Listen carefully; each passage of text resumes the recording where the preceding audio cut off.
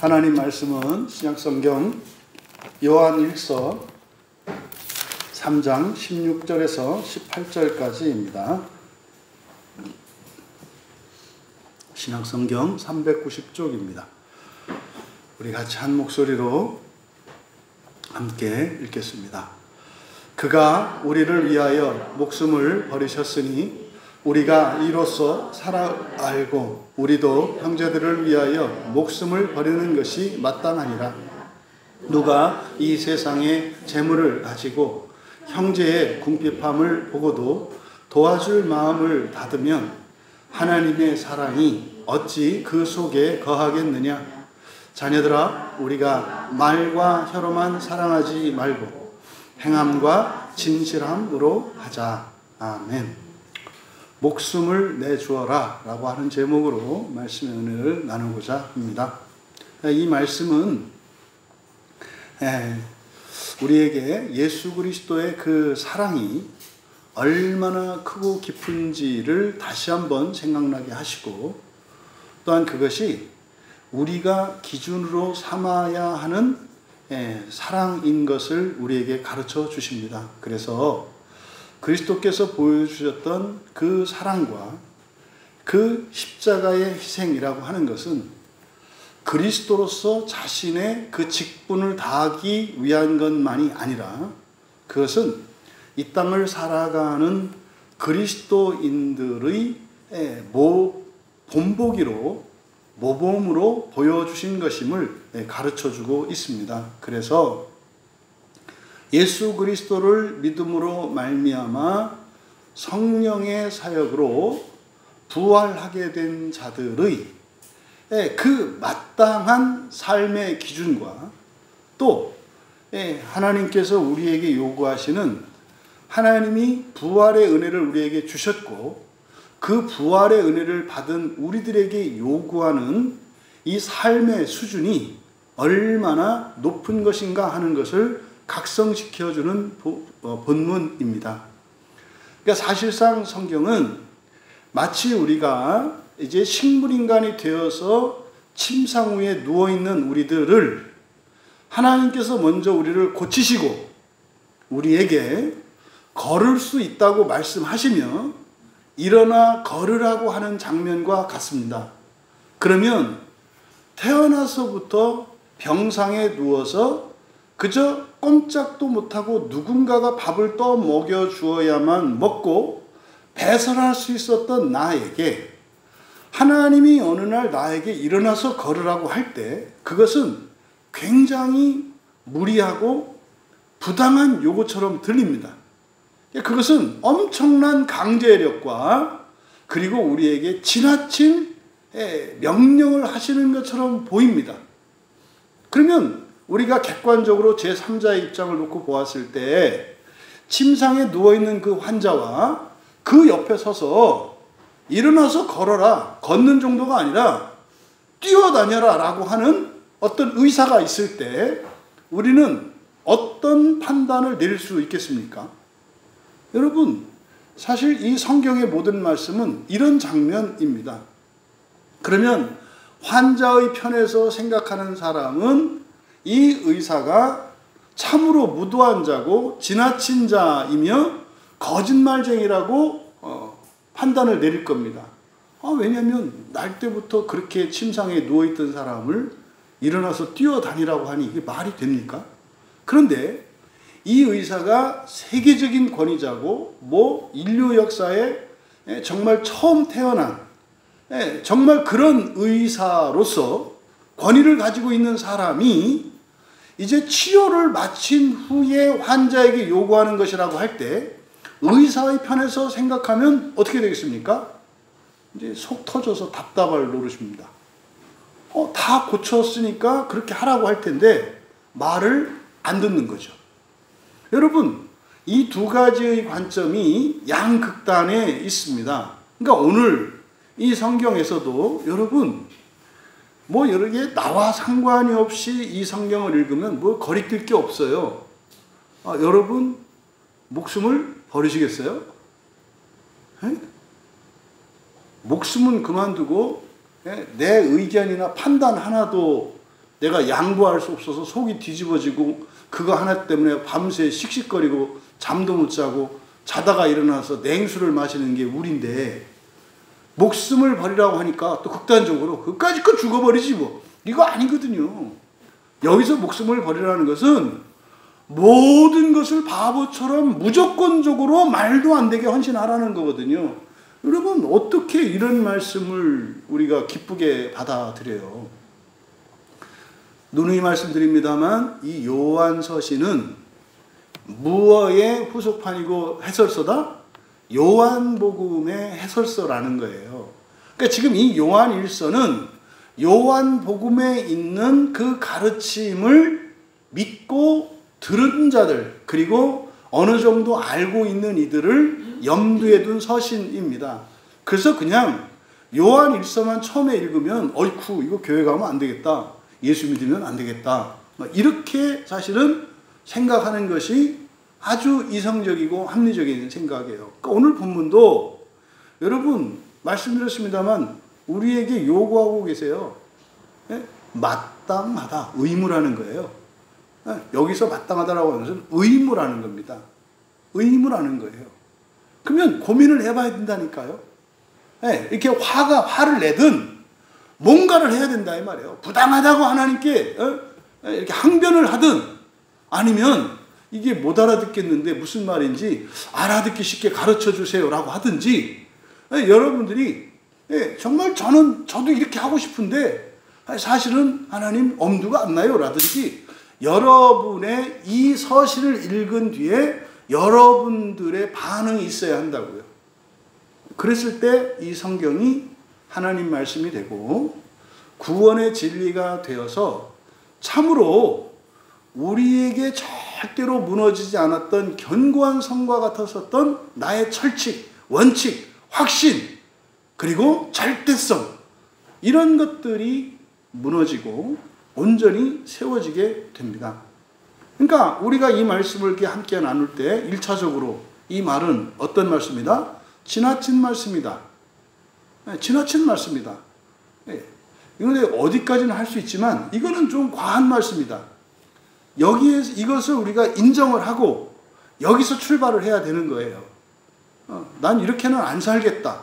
그 정리를 안 하니까 심리적으로 계속 죄책감만 드니까 뭐 하나님이 나타나면 이렇게 피하는 거죠. 그러니까 당당해라. 아니면 아니라고 하고 싫으면 싫다고 하고 해라. 끝까지 대신 주님으로부터 멀어지지는 마라. 응? 그래서 하나님을 바꿔라. 설득을 해서라도 바꿔라. 바꿀 수 있으니까. 그래서 성경 바뀌게. 오늘이 바뀌면 과거도 바뀐다고 하지 않았어요? 우리가 바꾸면 내일 아침에 일어나면 전 세계 성경이 바뀌어 있을 거예요. 이상하다. 이렇게. 그러면서 사람들이 하나님이 계신 걸 좀 경험해야지. 어떻게 모든 책들이 옛날에 인쇄된 것도 이 본문이 바뀌었지? 그럴 일은 없겠지만 그렇게 할 수 있는 일이 최소한 자기의 인생 가운데 자기의 인격성 가운데 경험되기를 진심으로 바랍니다. 그래서 출발은 뭐다? 부담감 갖지 마라. 죽었다 깨도 이렇게 할 생각 없고 우리 그런 마음 먹은 적도 없고 앞으로도 그렇게 되지 않을 것 같은 우리라는 걸 인정하고 마음 편히 들으셔라. 근데 다만 뭐해라? 하나님의 외침, 하나님이 말씀하고시자 하는 바가 뭔지, 그러니까 부담 갖지 말고. 하지만 이건 절대로 우리가 할 수 없는 거고 안 할 거고. 하지만 그래도 안 할 거니까 부담 없이 뭘 얘기하려고 하는지 그건 좀 들어보자. 근데 이게 정리가 안 되면 아예 듣지를 못해요. 들리지도 않는다고요. 그래서 부담 갖지 마셔라. 그리고 절대로 우리가 이렇게 할 수 없다. 근데도 하나님 아실 텐데 왜 그랬을까? 도대체 뭘 말하려고 이렇게 하실까? 그래서 하나님이 말씀하시는 바, 그 말씀하시려고 하는 뜻이 뭔지, 그 하나님의 마음이 무엇인지 그것에 관심을 두시고 이거에 대한 부담감은 없이 설교에 임해 주시기 바랍니다. 먼저 그가 우리를 위하여 목숨을 버리셨으니 우리가 이로써 사랑을 알고 우리도 형제들을 위해 목숨을 버리는 것이 마땅하느니라. 이제 우리말 성경은 요 문장만 놓고 보면 이해하기 좋게 되어 있습니다만, 문제는 여러분들이 그 동그라미를, 이로써를 동그라미를 치세요.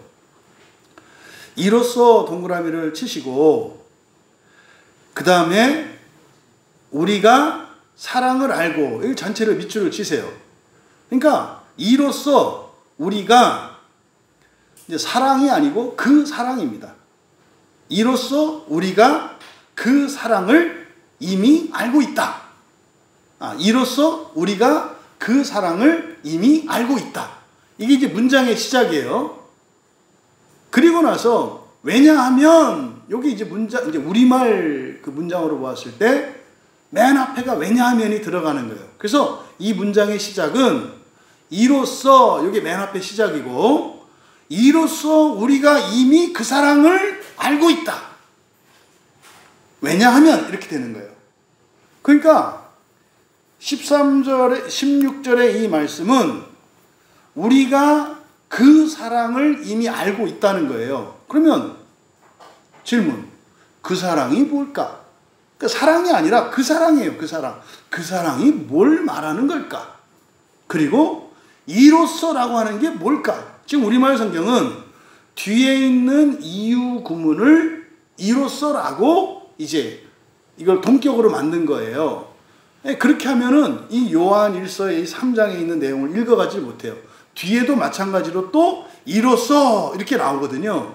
그럼 여기서 이로써라고 하는 이것은 앞에 11절에서 15절까지의 내용입니다.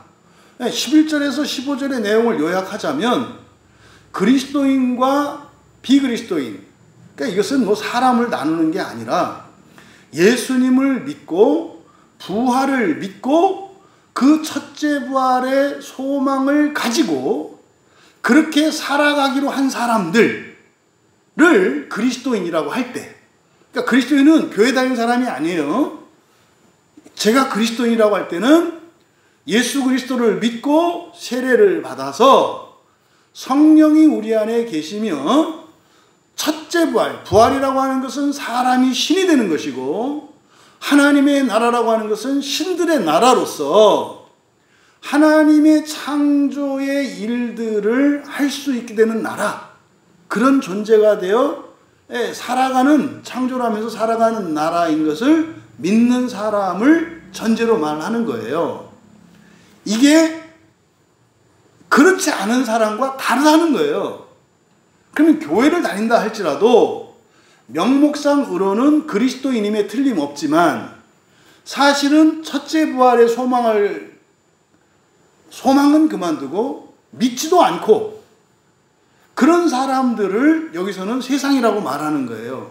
그러면 대다수의 사람들이 세상에 속합니다. 그러니까 세상이라고 할 때 이거는 교회에 다니지 않고 예수 믿지 않는 사람, 뭐 다른 종교를 말하는 게 아니에요.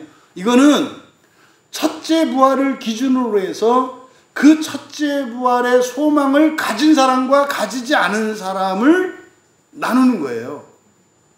그러니까 그런 사람들과 그렇지 않은 사람들의 차이점을 뭐라고 하는 거예요? 서로 사랑하는 거. 이게 뭡니까? 예수님의 세계명이잖아요. 그러니까 예수님의 세계명은 교회 다니는 사람들의 일반적인 그런 교회의 도덕률이거나 윤리가 아니에요. 세계명은 말 그대로 새하늘과 새 땅이 임하는 하나님 나라를 살아가는 사람들의 원리를 말하는 거예요. 그래서 첫째 부활의 소망을 갖지 않은 사람들에게는 예수님이 말씀하신 새 계명이라는 것이 세속화되어서 지상의 윤리로 바뀌어요. 그래서 좋게 착하게 서로 사랑하면서 살자, 니캉 내캉, 세속화된단 말이에요. 그게 아니에요. 여기서는요, 분명히 11절에서 15절에 어떻게 했습니까? 미움과 사랑이 공존한다고 그랬어요. 그 주일에도 우리가 그러니까 예수님이 내가 너희에게 주는 평화는 세상이 주는 평화와 다르다. 평화를 가지고 말했잖아요. 여기서도 이 사랑이 다른 사랑이에요. 그 사랑은 어떤 사랑입니까? 하나님 나라의 사랑이고 하나님의 사랑이에요. 그런데 이 세상은 어떻게 한다고요? 너희를 미워해요. 근데 미워하는 사람들을 사랑해야 돼요. 이건 불가능하다니까요. 아니, 나를 사랑하는 사람도 내가 싫으면 미워하는 게 우린데, 아니, 노골적으로 나를 이유도 없이 미워하는 사람을 어떻게 사랑해요? 근데요, 그렇게 요구한단 말이에요. 11절. 우리는 서로 사랑해야 된다 그랬잖아요. 이게 처음부터 들은 소식이다. 여기서 우리는 첫째 부활의 소망을 가진 사람이라고요. 그러니까 11절에서 15절에서 얘기했던 그 사랑은 어떤 사랑이에요? 말도 안 되는 사랑이에요. 이게 내가 그렇게 살겠다고 하는 결단이 없으니까 이게 마음에 걸림이 없지. 여러분들이 그렇게 살겠다고 결단하고 그렇게 살지 않으면 안 된다고 여러분들이 확신했을 때, 여러분, 말도 안 되는 사랑이라니까요. 어떻게 살아요? 불가능하다니까요. 그러니까 지금 16절에서 이로써 우리가 그 사랑을 이미 알았다. 그 사랑을 이미 알았다는 게 사랑할 수 있다는 게 아니에요. 그 사랑이 어떤 사랑이에요? 말도 안 되는 사랑이라는 걸 이미 안 거예요. 아니, 어떻게 나를 미워하는 세상을 사랑해요? 그러니까 그 사랑의 실체는 정말로 어리석은 거라니까요. 터무니없는 거라니까요. 이득도 없다니까요. 그러니까 지금 16절에서 이로써 우리가 그 사랑을 알았다고 할 때, 여기서 사랑을 알았다는 게 막 로맨스나 뭐 하나님의 무한, 이거 아니에요. 얼마나 부당한 것인가. 이 사랑을 우리에게 명령하시는 하나님의 요구가 얼마나 터무니없는 것인가. 이것은 얼마나 불합리하고 말도 안 되는 것인가. 요거 알았다는 거예요. 어떻게 그렇게 살아요?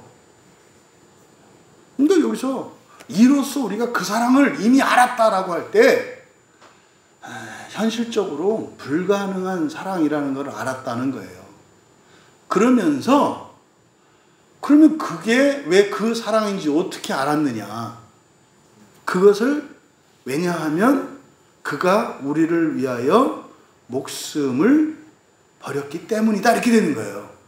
그러면은요, 이제 그 사랑을 우리들의 이야기로 놓고 보면 우리를 미워하는, 심지어 우리의 원수까지도 사랑하는 게 그 사랑이거든요. 말도 안 되는 거고 난 절대로 그렇게 살지 않을 거거든요. 그렇게 살까봐 두려워서 내가 은혜를 안 받는 거잖아요. 코 끼는 거예요. 그렇게 살면 인생 끝나는 거라니까. 누구를 미워하지도 못해. 보면 외로워하지도 못하고 두려워하지도 못하고 수치심을 느끼지도 못해요. 그게 가능해요? 외로운데 못 외로워해? 사람이 따돌리는데 그 사람을 사랑해야 돼. 누가 나를 무시하고 망신을 주고 이렇게 하는데 수치심을 느끼는 게 아니라 거기서 막 꿀뚝뚝뚝 떨어지면서 사랑해야 돼. 막 겁주고 막 공포 분위기를 조성하는데 막 불쌍히 여기고 사랑해야 돼. 미쳤어요. 그런 사랑이 어딨냐고. 그런데요, 어떻게 그런 상황에서 그런 사랑을 하고 싶다는 이 근본 감정을 사랑으로 승화시키겠다고 하는 이 발칙한 마음기경 도당들, 어떻게 이런 생각을 했는가? 그걸 설명하는 거예요. 왜냐하면, 그러니까 불가능한 것 같고 하면 어리석은 것 같고 말도 안 되는 것 같잖아요. 근데 거기서 우리가 최소한 우리 광야교회 교인들은 근본 감정을 사랑으로 승화시켜야 된다는 거에는 동의는 하잖아요. 적극은 못해도 그걸 지금 말하는 거예요. 이미 알고 있다. 응? 근데 하기 싫잖아요. 막 안 써지고 요거를 말하는, 그냥 알고 있다. 잘한다가 아니야. 왜 우리는 거기서 그 사랑을 알 수 있었는가? 왜냐하면 그가 우리를 위하여 그의 목숨을 버렸다는 아니고요. 버리면 팽개치는 거 아닙니까? 티템이 내려놓다예요. 내려놓는 거예요. 우리를 위해서 내려놓은 거죠. 버렸다 그러면은 의미가 좀 퇴색될 가능성이 있어요. 목숨은 버리면 안 돼요. 소중한 거거든요. 그러니까 목숨을 하찮게 하겠다 이런 의미가 아니고 내려놓았다는 거예요. 그거 누가 가져가요? 우리가. 우리대로 가져가라고 내려놓으신 거라고요. 그러면 여러분이 이제 마음기경을 하시니까 성자 하나님이 되셔서 생각을 해보자고. 여러분이 하늘에 계세요. 그때는 사실은 성부, 성자, 성령 구분도 없어요. 그냥 하나님이거든요.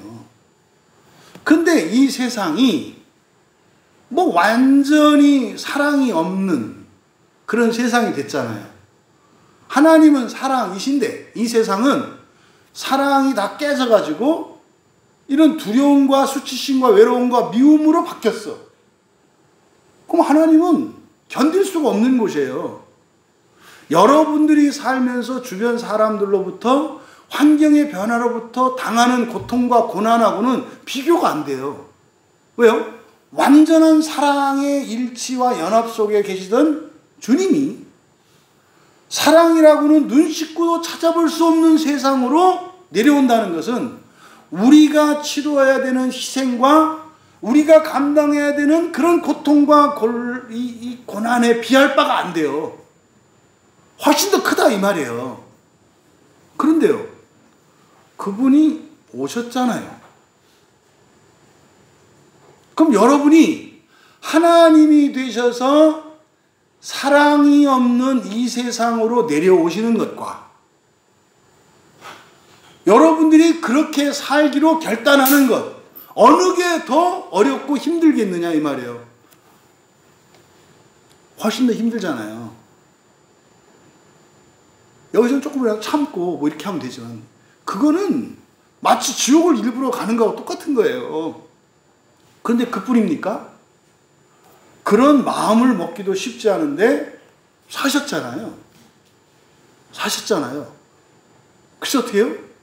예수님을 두려워하고 예수님을 모욕하고 예수님을 따돌리고 배반하고 심지어는 예수님에게 큰 은혜를 받았으면서도 저주하며 십자가에 못 박아 죽이라고 하는 그 사람들을 끝까지 사랑하셨잖아요.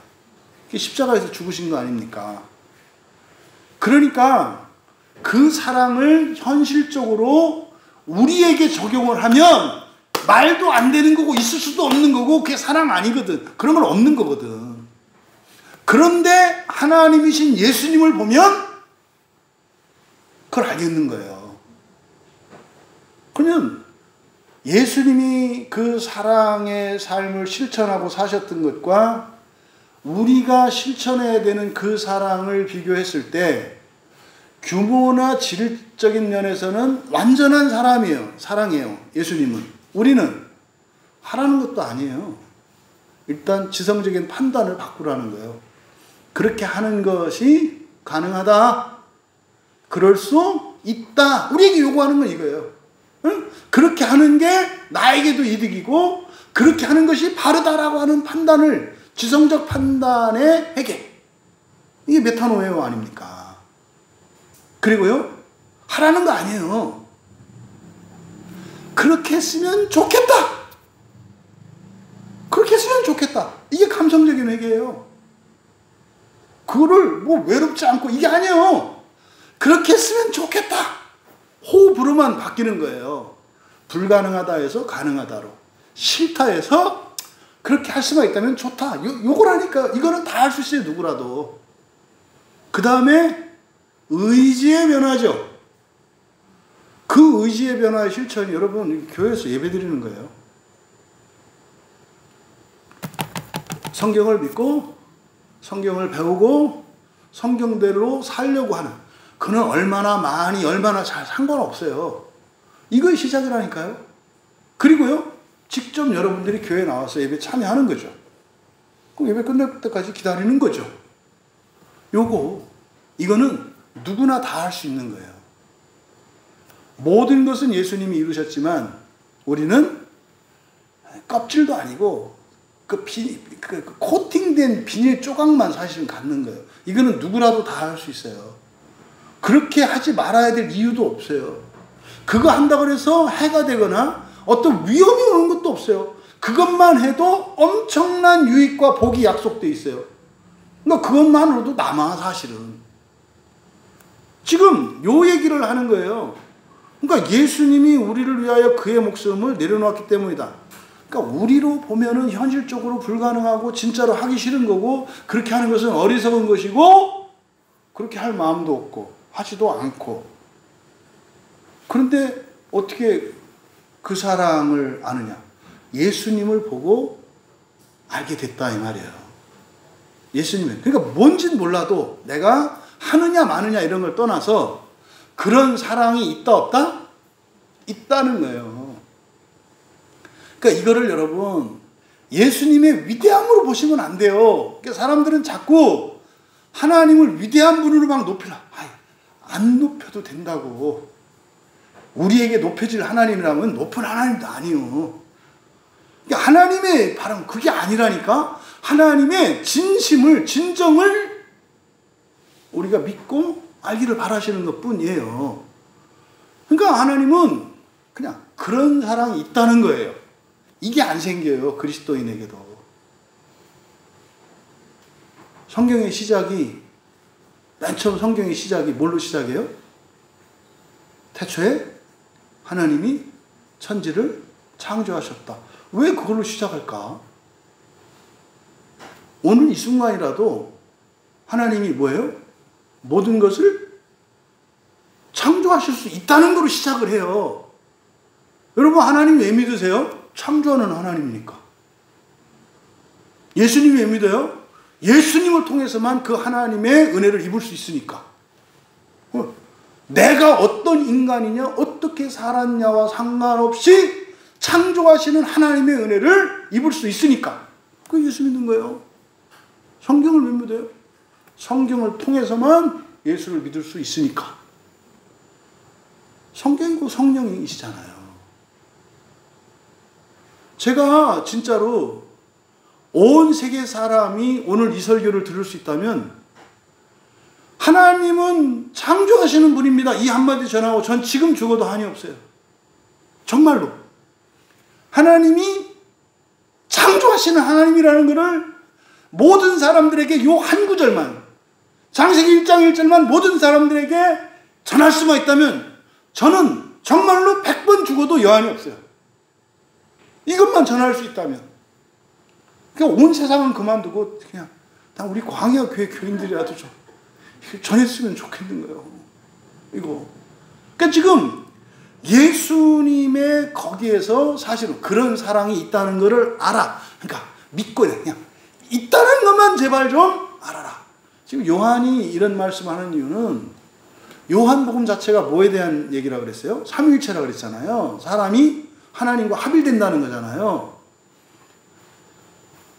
충분한 설명이 됐다고 생각을 한 거예요. 요한은. 마태복음, 마가복음, 누가복음에 있는 것을 종합해서 요한복음으로 아주 잘 정리해서 이렇게 그러면 이제 이것만 주면 누구라도 예수님을 믿고 성령과 함께 정말 거룩한 삶을 살아갈 수 없을 수 없다라고 생각을 하면서 쓴 거야. 그래서 요한복음 쓸 때 끝에서 뭐라 그래요? 다 안 썼다고 그러잖아요. 이게 쓰려면은 진짜로 바닷물로 먹물 삼고 하늘을 두루마리 삼아도 쓸 게 끝도 없는데 그만 썼대요. 왜? 충분하니까. 그런데 목사로서 목회를 하고 전도를 하고 이렇게 해보니까 안 충분해. 안 충분해. 왜 그렇지? 아무리 생각해도 충분한데 왜 그렇지? 이런 거지. 여러분이 누군가에게 이렇게 복음을 이 부활에 대해서 전하려고 하는데 충분히 말했다고 생각하는데 상대방은 그냥 소마냥 그냥 볶음 쳐다보잖아. 이거를 요한이 느낀 거예요. 경험한 거라고. 그래서 지금 얘기하고 있거든요. 그러니까 지금 여기서 강조해. 그 사랑을 말하고 있어. 그런 사랑을 니네 이미 알고 있잖아. 니네 이미 알고 있잖아. 그러니까 핵심은 요한복음을 통해서 변화되지 않고, 변화되지 않았다는 게 뭐예요? 여전히 땅만 바라보고 살아가는 신자들을 고개 들어 하늘을 보게 하려고 하는 거예요. 지금 그것을 여기서 사랑으로 풀어가고 있거든요. 그리고 예수님의 세 계명이 바로 그거였다는 것을 말씀하려고 하는 거예요. 너희들은 땅 보고 살면 안 돼. 하늘 보고 살아야 돼. 너희들은 거울 보고 살면 안 돼. 너희들이 믿음의 눈으로 너희들의 부활의 영광을 소망으로 보고 살아야 돼. 거울 보고 그러지 마. 사람들 보고 그러지 마. 이 땅에 되는 형편을 보고 그러지 마. 완전한 그 나라의 영광을 보고 부활된 영광으로 사람을 봐야 돼. 그러면 지금은 사람들이 높고 낮고 늙고 어리고 병들고 약하고 추하고 아름다울지 몰라도 그 사람 뒤에 있는 장차 이루어질 소망의 부활의 영광으로 보면 모든 사람들이 다 어때요? 놀라운 사람들이에요. 모든 사람이 놀랍다고. 사랑하지 않을 수 없다고. 이걸 지금 얘기하려고 하는 거거든요. 그런데 그 소망을 보지 않고 하늘이 아니라 땅을 보면 그 사랑이 어떤 사랑? 말도 안 되는 사랑이 된다고. 그러니까 이런 사람도 사랑해야 되나요? 말아야 되나요? 이 질문 자체가 이 사람은 지금 어디를 보고 있는 거예요? 사람을 보고 있고 땅을 보고 있기 때문에 답이 안 나오지.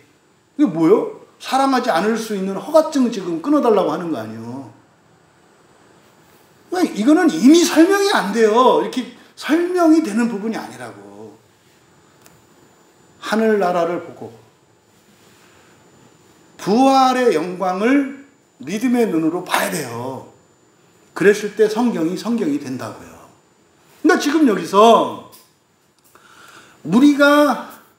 이로써 우리가 이미 그 사랑을 알고 있다. 왜냐하면 그가 우리를 위하여 그의 목숨을 내려놓았기 때문이다. 이건 지금 예수님이 하나님의 아들이시고 그분이 낮고 천한 이 세상 가운데 오셔서 사람들로서는 감히 범접할 수 없는 하나님이심에도 불구하고 사람들 가운데에서도 가장 낮은 자리로, 왜 낮은 자리로 갔을까요?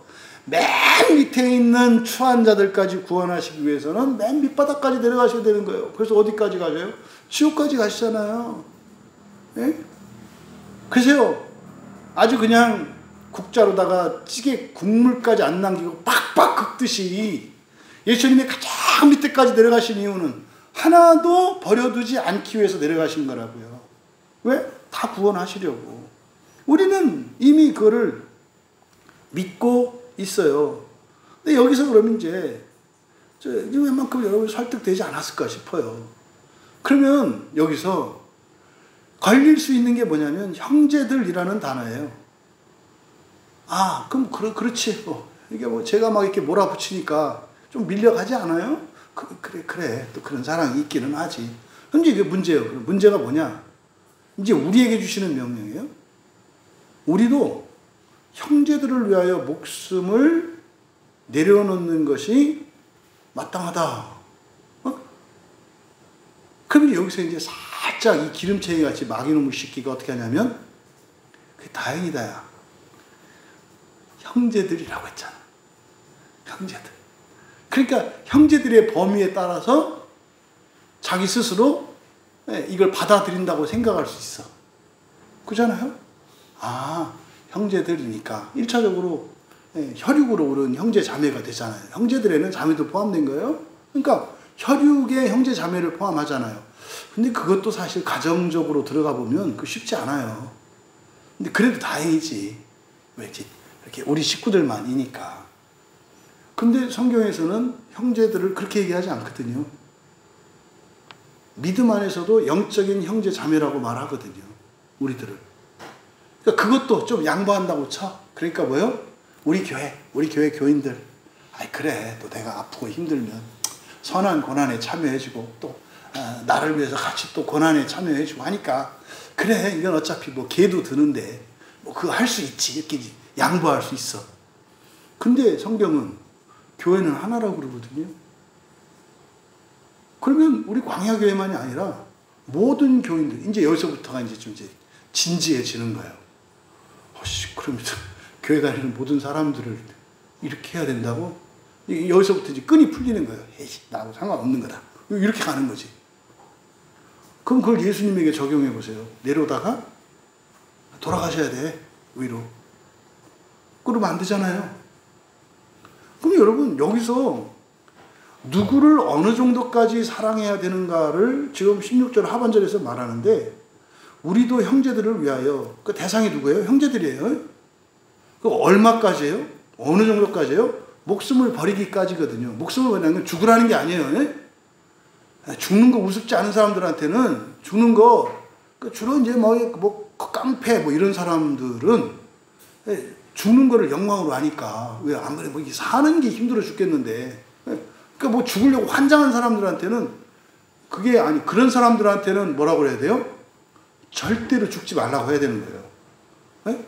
절대로 죽을 수 없는 사람들한테는 죽으라고 말하는 거고 언제든지 죽을 준비되어 있어요. 형님 말씀만 하세요. 뭐 누구 담글까요? 뭐 이런 사람한테는 절대로 죽을 짓은 하지 말라고 하는 거야. 정반대거든. 네? 그러니까 나는 뭐든지 할 수 있는 사람이야. 하고 싶어. 그 사람한테 뭐라고 하는 거예요?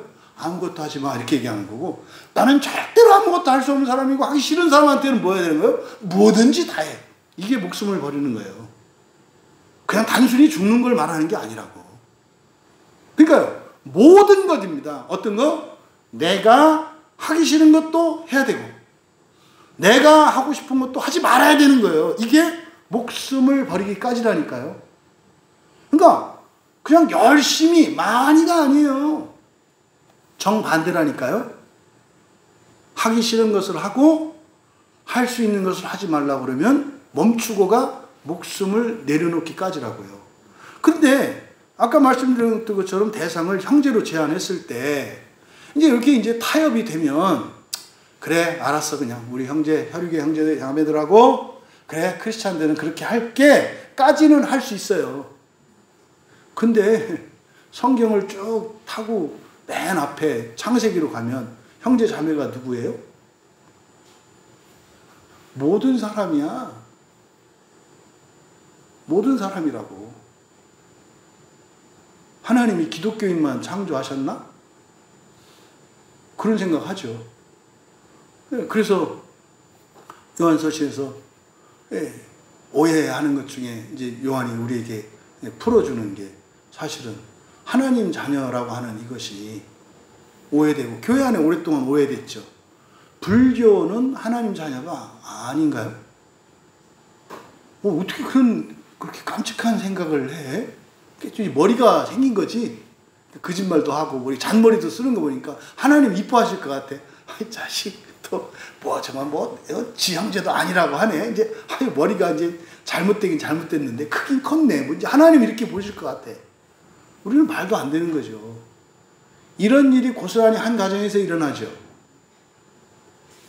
7남매가 있는데 한 사람은 불교니까 형제 아니야. 한 사람은 아주 그냥 무당쟁이니까 저것도 아니야. 여러분 그 부모님한테 물어보면 자식 아닙니까? 그렇게 물어보면 아니라 그러나요? 아니 사람의 그 혈육의 가정도 이러는데 어떻게 하나님이 그렇게 생각하냐고. 목요일날 우리 목요나눔 할 때 어떤 집사님 한 분이 그랬어요.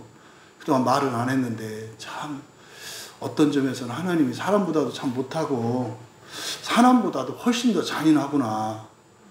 나는 진짜 나도 이렇게 막 어떤 사람들은 진짜 용납할 수 없고 막 힘들어하고 이러는데 그래도 뭐 나한테 굉장히 잘못했고 이랬던 사람이 막 그 불행한 사고를 당하고 이러면 또 한편으로는 또 그냥 불쌍하던데 하나님은 나보다 더 잔인하구나. 와 지독한 분이고 이런 미심쩍은 생각이 있었다는 거예요. 우리 시체 한 분이 그러더라고. 그러면서 그 영원한 지옥에 대한 이게 막히니까 그러면 그렇지 이렇게 되더라는 거예요. 이해가 되더라는 거죠. 어떻게 한 번 잘못했다 그래서 그냥 영원한 지옥에 던진다는 이런 발칙한 이런 그러니까 하나님을 잔인한 하나님으로 만들어요 교회가. 우리가 선교하는 스리랑카 거기서 하나님은요 잔인무도한 하나님이에요. 말씀드렸잖아요.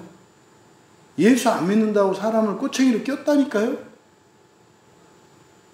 그 신은요 무섭기는 해.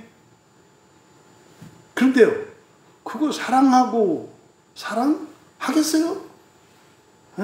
그래도 부처 정도는 돼야지 않나? 석가모니 정도? 석가모니 어떻게 해요? 회개 안 하고 잘못 살면 다시 한번 살게 해주잖아. 패자부활전 계속 해주잖아. 아, 얼마나 자비로워. 이번 하다가 못했어, 회개를. 그러니까 어떻게 또 다시 태어나서 또 사람으로 태어나면 사고 치니까 개구리로 태어나게 해서 큰 잘못 못하게. 개구리니까 맨날 터지고 이렇게 하다 보니까 의도 터져서 공덕을 쌓아가지고 다음번에 조금 뭐 토끼로 태어나게 하고. 아, 얼마나 자비로워요. 그러면 불교를 믿던 사람들이 불교의 이런 가르침, 구원관, 이거를 윤회 사상을 가지고 있던 사람들이 성경을 잘못 보면은 이거는 수준 떨어지는 거예요. 그래서 우리나라 아직까지도 우리나라의 상류층의 주류들의 종교는 불교예요. 왜? 성경을 갖다 얘기를 하는데 수준이 이하거든. 왜 바꿔요? 나보다 수준이 높아야지. 아니, 그럼 기본적으로 불교는 뭐 3000년이든 뭐든 기회를 준다니까. 계속 패자부활전을. 근데 기독교는 어떻게 해요? 살다 끝난대. 그 성경 보니까 예수님의 제자고 사도였던 사람도 막판에 한번 잘못했어. 그리고 잘못을 깨달았는데도 안 돼. 그거 믿겠냐니까요? 근데 기독교 그거 아니거든요. 그거 아니거든요. 우리가 얼마나 이걸 오해하고 있는지 몰라요. 그러니까요, 형제라고 말을 합니다만 사실은 형제를 이거는 사랑해야 될 대상을 이렇게 제한하는 게 아니라 사실 뭐 하는 거예요? 사랑해서 형제를 만들라는 명령 이 안에 있어요. 사실은 모두가 누구라는 거예요? 남이야. 근데 내가 사랑하면 그 사람이 뭐가 되는 거예요? 근데 우리는 사랑을 조금만 하려고 하니까 형제를 어디까지 삼느냐 규모와 대상에 관심이 있어. 이게 하나님이 주신 하나님의 말씀에 담긴 하나님의 뜻과 세상과 사람의 뜻이 이렇게 달라요. 그러니까 우리는 구원을 막 제한하려고 그래. 그래서 대놓고 이제는 뭐요? 아, 난 진짜 이 쳐죽일 목사님들, 진짜로 예수님은 그렇게 말씀하셨어요. 천국문을 걸어 잠그고 사람들을 지옥으로 이끄는 놈들이라고. 저는 그런 사람들을 쳐죽일 놈들이라고 하는 거예요. 그게 누구예요? 구원을 제한해. 심지어 담임 목사인데 교회 안에 구원받지 못하고 영원한 지옥에 떨어질 사람들이 대부분이래. 이 천하의 쳐죽일 놈들. 그리고 그럼 얘기를 해야지. 안 그래요? 집사님, 오늘 보니까 지난주까지는 천국 갈 수 있었는데 오늘 보니까 하는 짓을 보니까 집사님 영원한 지옥이야. 끝나. 여기 얘기를 해줘야지. 그래서 아니 어차피 지옥 갈 거 장렬하게 죄짓다가 가르게라도 해야지. 거기다 웃어 이렇게. 지옥 안 가. 왜 사기치냐고. 제가 그 교리를 가지고 있다면 얘기할 거예요. 아니 교회 안 나오더라고. 아니 그거 얘기해 줘야지. 왜? 저는 그거 얘기 안 하면 제가 지옥 가요. 영원한 지옥. 저는 그 영원한 지옥 안 가려고 얘기할 것 같아요. 오히려. 여러분 말이 됩니까? 그러니까 얼마나 우리들이 지금 이 기독교를 교회 안에서조차 얼마나 오해하고 있는지. 그러니까 성경을 하나님을 이렇게 펼치시고 구원하시려고 하는데 교회가 이거를 줄여. 그러니까 누가 형제입니까, 여러분? 교회 빠지면 형제 아니에요? 만기경 안 하면 형제 아니에요. 내가 말은 안 하지만. 이딴 식으로 가면, 그러니까, 그럼 이제 그렇게 물어봐요. 아니, 분명히 형제들을 위한다고 했지, 모두를 위하라고 했어요? 그러니까 아니, 형제를 위하여 목숨 버리는 게 마땅하다 그랬잖아요. 그잖아요. 아니, 그러면 구원을 하나님의 마음을 가진 사람은, 그러면 하나님, 저 원수가 있는데 내가 저 사람을 위해서 목숨을 버리면 저 사람도 형제 되나요? 좀 이렇게 좀 철든 좀 자식이 좀 하나둘은 있어야 되는 거 아닌가? 자, 어떻게든지 형제를 줄이려고 막 그냥. 지금은 가족도 형제가 아니잖아요, 이제는. 교회 안 다니면 형제 아니잖아요. 절 다니니까 내가 사랑할 대상이 아니라고 생각하잖아요. 이게 마귀의 생각이라니까. 그러니까 여기서 여러분들이 형제들 어디까지야? 성경적으로 봐도 온 인류라고. 온 인류라고. 그 다음에 사람이 죽어요? 안 죽어요? 안 죽어. 그러니까 이 세상에 태어났던 모든 사람이야. 근데 그렇게 얘기하면 너무 부담이 크잖아. 그래서 철 들면서 알아듣도록 이렇게 얘기를 하신 거지. 그러니까 처음부터 교회 오는 사람한테 여러분 예수님 믿으시려면 온 인류를 그리고 원수도 다 목숨을 내주면서까지 사랑하죠. 바로 다 가지. 그러니까요. 음식도 어떻게 해요? 부드러운 음식이 있고 거친 음식이 있다고. 구원의 진리를 처음부터 끝까지 쫙 펼쳐놓고 이렇게 하면 다 도망가지. 다 도망가지. 아니 힘들어서 죽겠어 왔더니 영광스러우시는 거고 영광스러운 삶을 사시는 거군요. 부럽습니다. 이거 완전히 놀림당하는 거 아니에요. 정직하지 못한 거잖아. 그러니까 도와줄 능력이 없으니까 나 힘들어 죽겠는데 좋은 거라고 이렇게 해서 이게 뭐야 가스라이팅 하려는 거 아니에요. 처음부터 그렇게 얘기 못하지. 처음에는 뭐예요? 당장 그 사람이 겪고 있는 현재의 어려움과 환난에서 벗어날 수 있도록 정말 하나님의 그 은혜를 경험할 수 있도록 도와줘야죠. 기도 응답 받고 현실적인 문제, 인생의 과거의 문제 이런 것들을 회복할 수 있도록 해야죠. 그래서 어떻게 해요? 은혜가 넘치게 해야지. 넘치고 난 다음에 그래서 이 요한서신은 어떤 거다? 굉장히 높은 수준의 복음서예요. 그러니까 성경의 뒤쪽으로 가면 갈수록 그런 거예요, 이게. 그러니까 앞에서, 그러니까 칼빈도 못 읽은 게 요한계시록이에요. 왜? 칼빈의 관점으로, 캐톨릭의 관점이거든요. 칼빈이 한 건 딱 하나예요. 교황보다 성경 말씀이 절대적이다. 종교개혁자들 대단한 거 한 거 아니에요. 그거 하나 한 거예요, 종교개혁자들은. 그러니까 시작도 안 했어. 성경을 털어내고 거기서 진리를 발견하는 것은 후대의 사람들이 해야 되는 거야. 그런데 그걸 말씀드리잖아요. 개혁주의라는 말 많이 하잖아요. 우리 장로교에서는. 개혁주의는 성경을 번역하는 목사들을 개혁주의라고 하는 거예요. 전 세계 공통이에요. 제가 말하는 게 이게 개혁주의에서 말하는 개혁주의예요. 헬라어 신약성경과 히브리어 성경을 번역하는 사람들이 개혁주의예요. 이건 정답이에요, 정답. 개혁주의 신학에서 말하는. 그런 사람들이 써낸 책들, 이제 교리잖아요. 참고하는 거예요. 그래서 각자가 성경을 번역하면서 왜?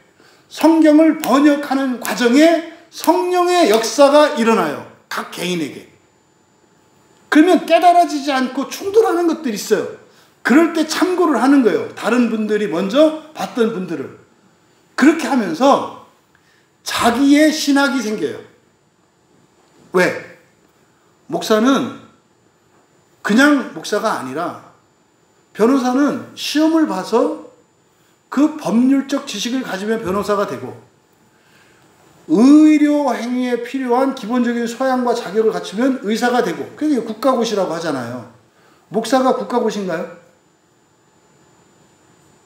아니요. 하늘나라 국가고시지. 그래서 사실은 신학교는 정부에서 허가를 받는 게 아니에요, 원래는. 흔히 말하는 비인가 신학교라고 할 때 비인가는 국가에서 인가받지 않은, 그게 정상이 원래 신학교는. 근데 비인가보다 인가가 더 나은 건 뭐예요? 이게 세속화된 거라고. 왜? 세상에서 주는 박사 칭호 받으려고. 목사는 양치기에 비유하잖아요. 자기가 목양하고 있는 양들을 위하는 게 목사지, 어떤 객관적인 저걸 가지고 있는 기준, 그게 아니에요. 어차피 하시는 것은 성령이 하시는 일이고, 그래서 목사로서 가장 갖춰야 되는 지식은 뭐냐면 사실은 원어적인 지식이에요. 목사가 되면 원문 성경을 볼 수 있어야 목사가 되는 거예요, 사실은. 그러면 이런 교리나 이런 것들은 뭐예요? 자기가 성경 말씀을 붙들고 치열하게 싸우고 목양 과정에서 사람들에게 필요한 필요를 자기 것으로 느끼면서 그 해결책을 성경에서 찾고자 할 때 답을 찾아가잖아요. 아, 집사님, 이게 이런 거니까 집사님의 경우에는 이렇게 해야 되고 이렇게 해야 되고 이렇게 해야 되고 이렇게 해보세요. 시행착오를 거칠 거 아니에요. 더 이상 안 돼. 그럼 또 이 성경 찾고 기도하고 하다 보면 하나님이 가르쳐 주시거든, 성령님이. 그게 교리예요. 어촌에 있는 교회와 농촌에 있는 교회와 도시에 있는 교회는 달라요. 생활 수단도 다르고 다르니까. 달동네에 있는 교회와 저기 정말 강남 한복판에 있는 교회는 달라요. 왜요? 필요가 다르거든요. 필요가. 산동네에 있는 사람은요, 내일도 노점상을 무사히 하게 해주십시오가 기도 제목이에요. 강남 한복판에 있는 기도 제목은요, 비트코인 2배로 튕겨주세요거든요. 필요가 달라요. 그러면 거기서는 어떻게 해야 돼요? 깎아야 돼. 비트코인 팔아서 저기 달동네 갖다 주고 와. 이렇게 설교돼야 되고요. 그럼 이쪽에서는요, 노점상 깨지면 교회에서 해줄 테니까 그거 자판 장사 못할까봐 염려는 하지 마세요. 그리고 평생 자판 하면 안 되잖아요. 그러니까 번듯한 가게를 얻을 수 있도록 지금 너무 어렵지만 단돈 1,000원이라도 매일 저축을 하세요. 그래서 보증금이라도 마련을 하세요. 아이, 목사님, 지금 하루 먹기도 힘들대. 굶으세요. 굶으세요. 하나님이 안 죽여요. 그렇게 해서 돈을 모아서 떳떳하게 정식 건물 허가받은 데 가도록 해요. 이렇게 설교해야 돼요. 이게 같아요? 근데 어떻게 유튜브로 설교를 들어? 네가 누군데? 그 목사가 누군데? 여기는 광야에 있는 사람들을 듣는 거예요. 우리 교회 설교는. 도시에서 집 짓고 사는 사람들은 우리 교회 설교 들어봤자 열불만 나. 어? 그 목사라는 게 그런 거예요. 그래서요, 목사는 하나밖에 없어요. 목사인 사람은 많지만, 그래서 나의 처지와 형편에 따라 다, 그래서 광야교회 있다. 공통점이 있어. 이게 뭐 대구에서 뭐 이렇게 왔잖아.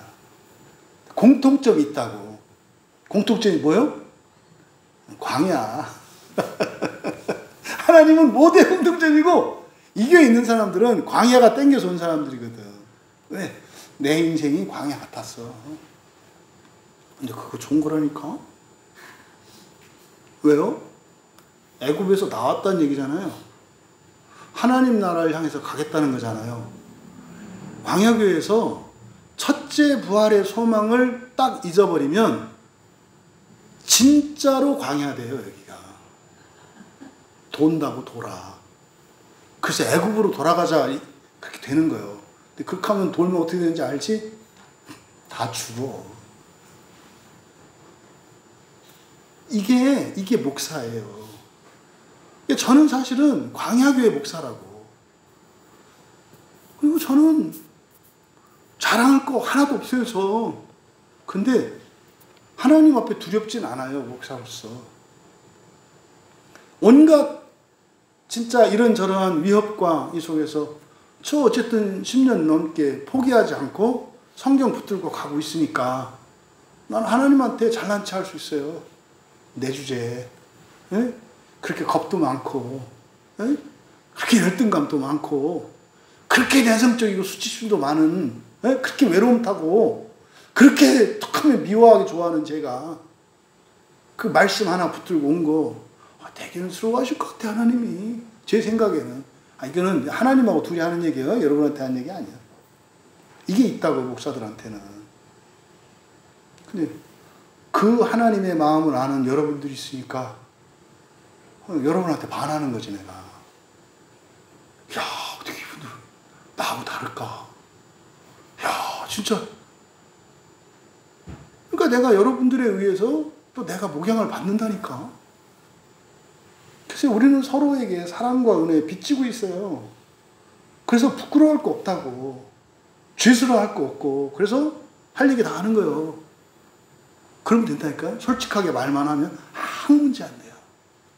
근데 속으로 이를 악물고 겉으로 웃는 게 제일 문제야. 이렇게 하면 안 된다고. 속으로는 기쁜데 또 이렇게 인상 쓰는 것도 문제지. 근데 괜찮아. 다 아니까. 에이가 귀엽다. 이렇게 볼 수 있으니까 아무 문제 없어.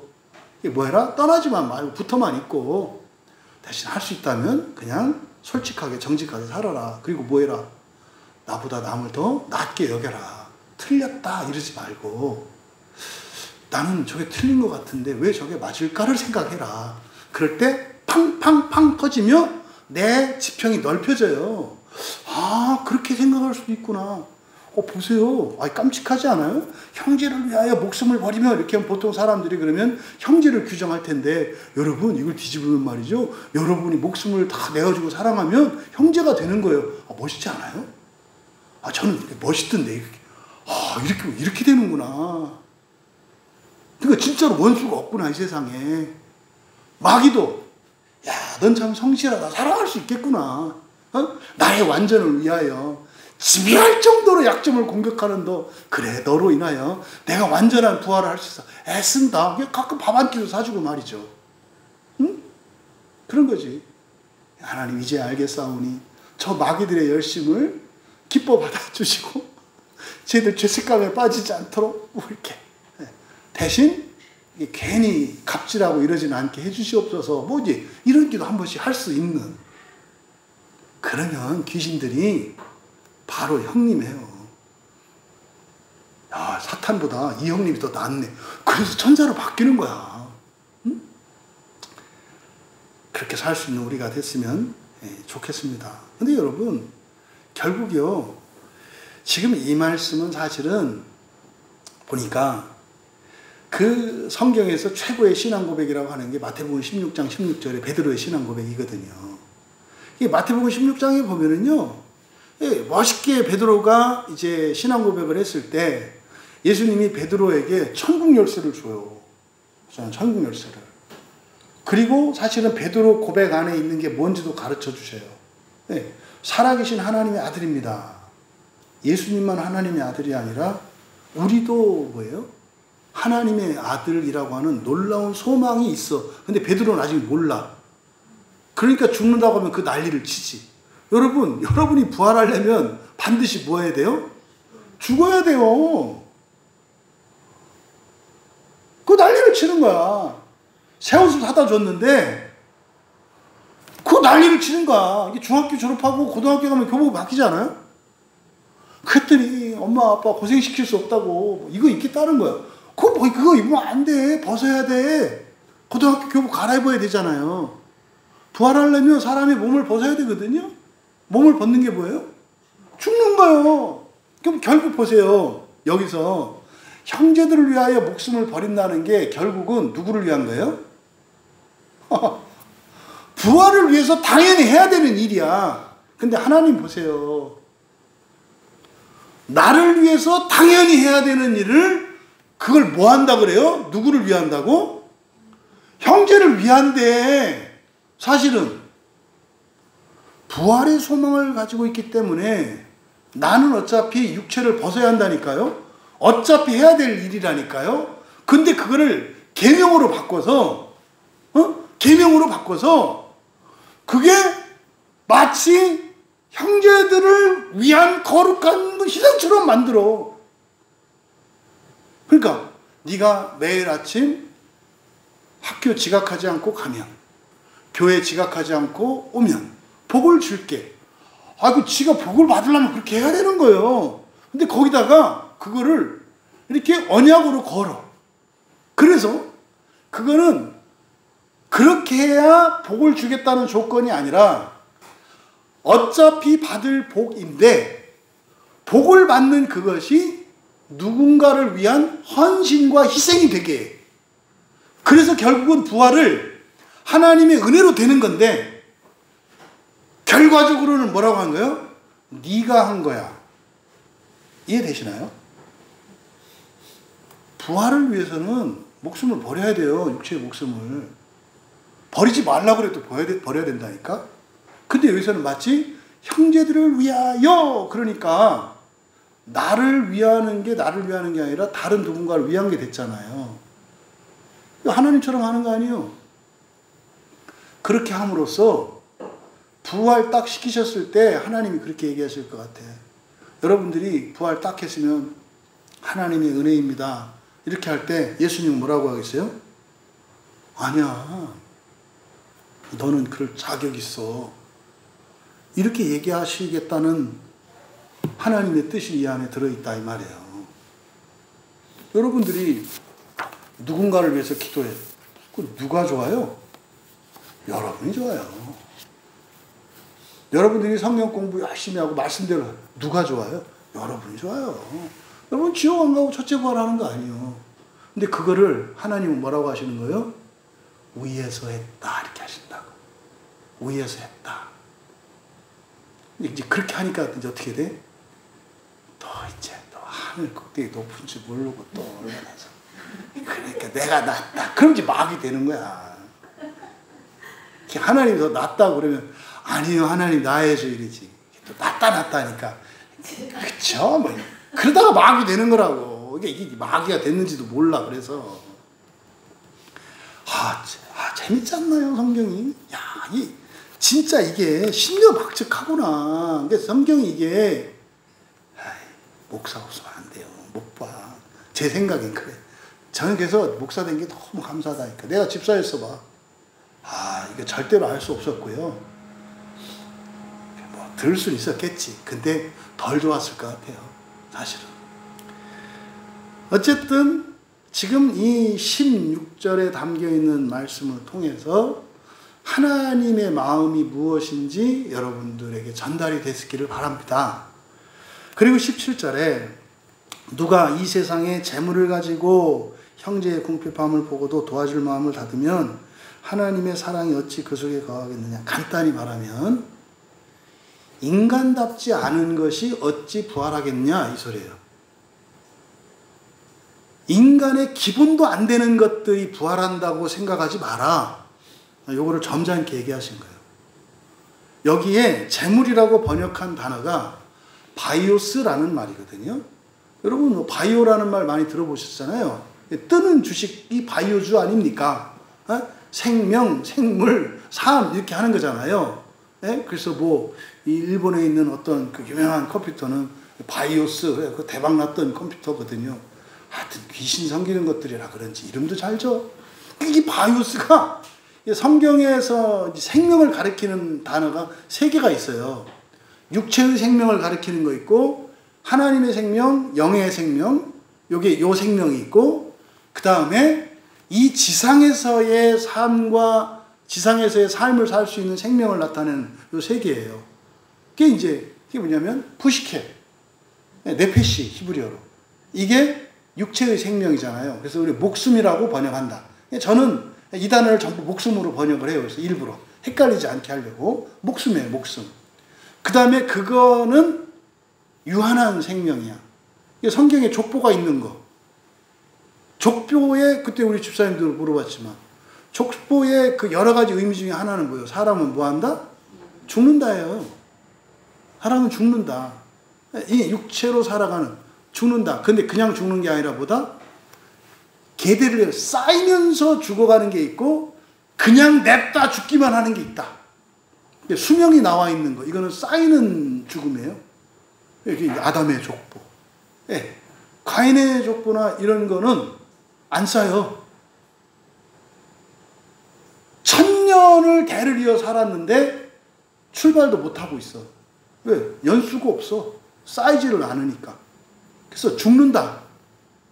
근데 죽는데 어떤 사람은 싸우면서 죽는 영광스럽고 가치 있는 삶이 있고, 어떤 사람은 1000년, 10,000년을 살아도 산 적도 없는 것 같은 삶도 있다. 이게 족보를 통해서 우리에게 가르쳐 주는 거거든요. 그게 하나는 사람의 족보고 하나는 하나님의 족보다. 우리로 말하면 하나는 부활을 향해서 살아가는 신자들의 족보고 하나는 세속적인 목적을 위해서 살아가는 신자들의 족보다. 이게 그 가르침이 그거거든요. 그래서 이 세상을 살아가는 그 생명, 그러니까 그 세상을 기준으로 이 세상을 살아가는 생명을 바이오스라고 그래요. 그러면 하나님 나라를 살아가는 생명을 조회라고 해요. 이 조회라는 말은 공간적인 개념도 있고 본질적인 개념도 있어요. 그러니까 네페시에 대한 푸시케에 대한 상대적 개념. 푸시케는 유한한 생명, 육체의 목숨. 조회는 무한한 생명, 시들지 않는 생명, 조회.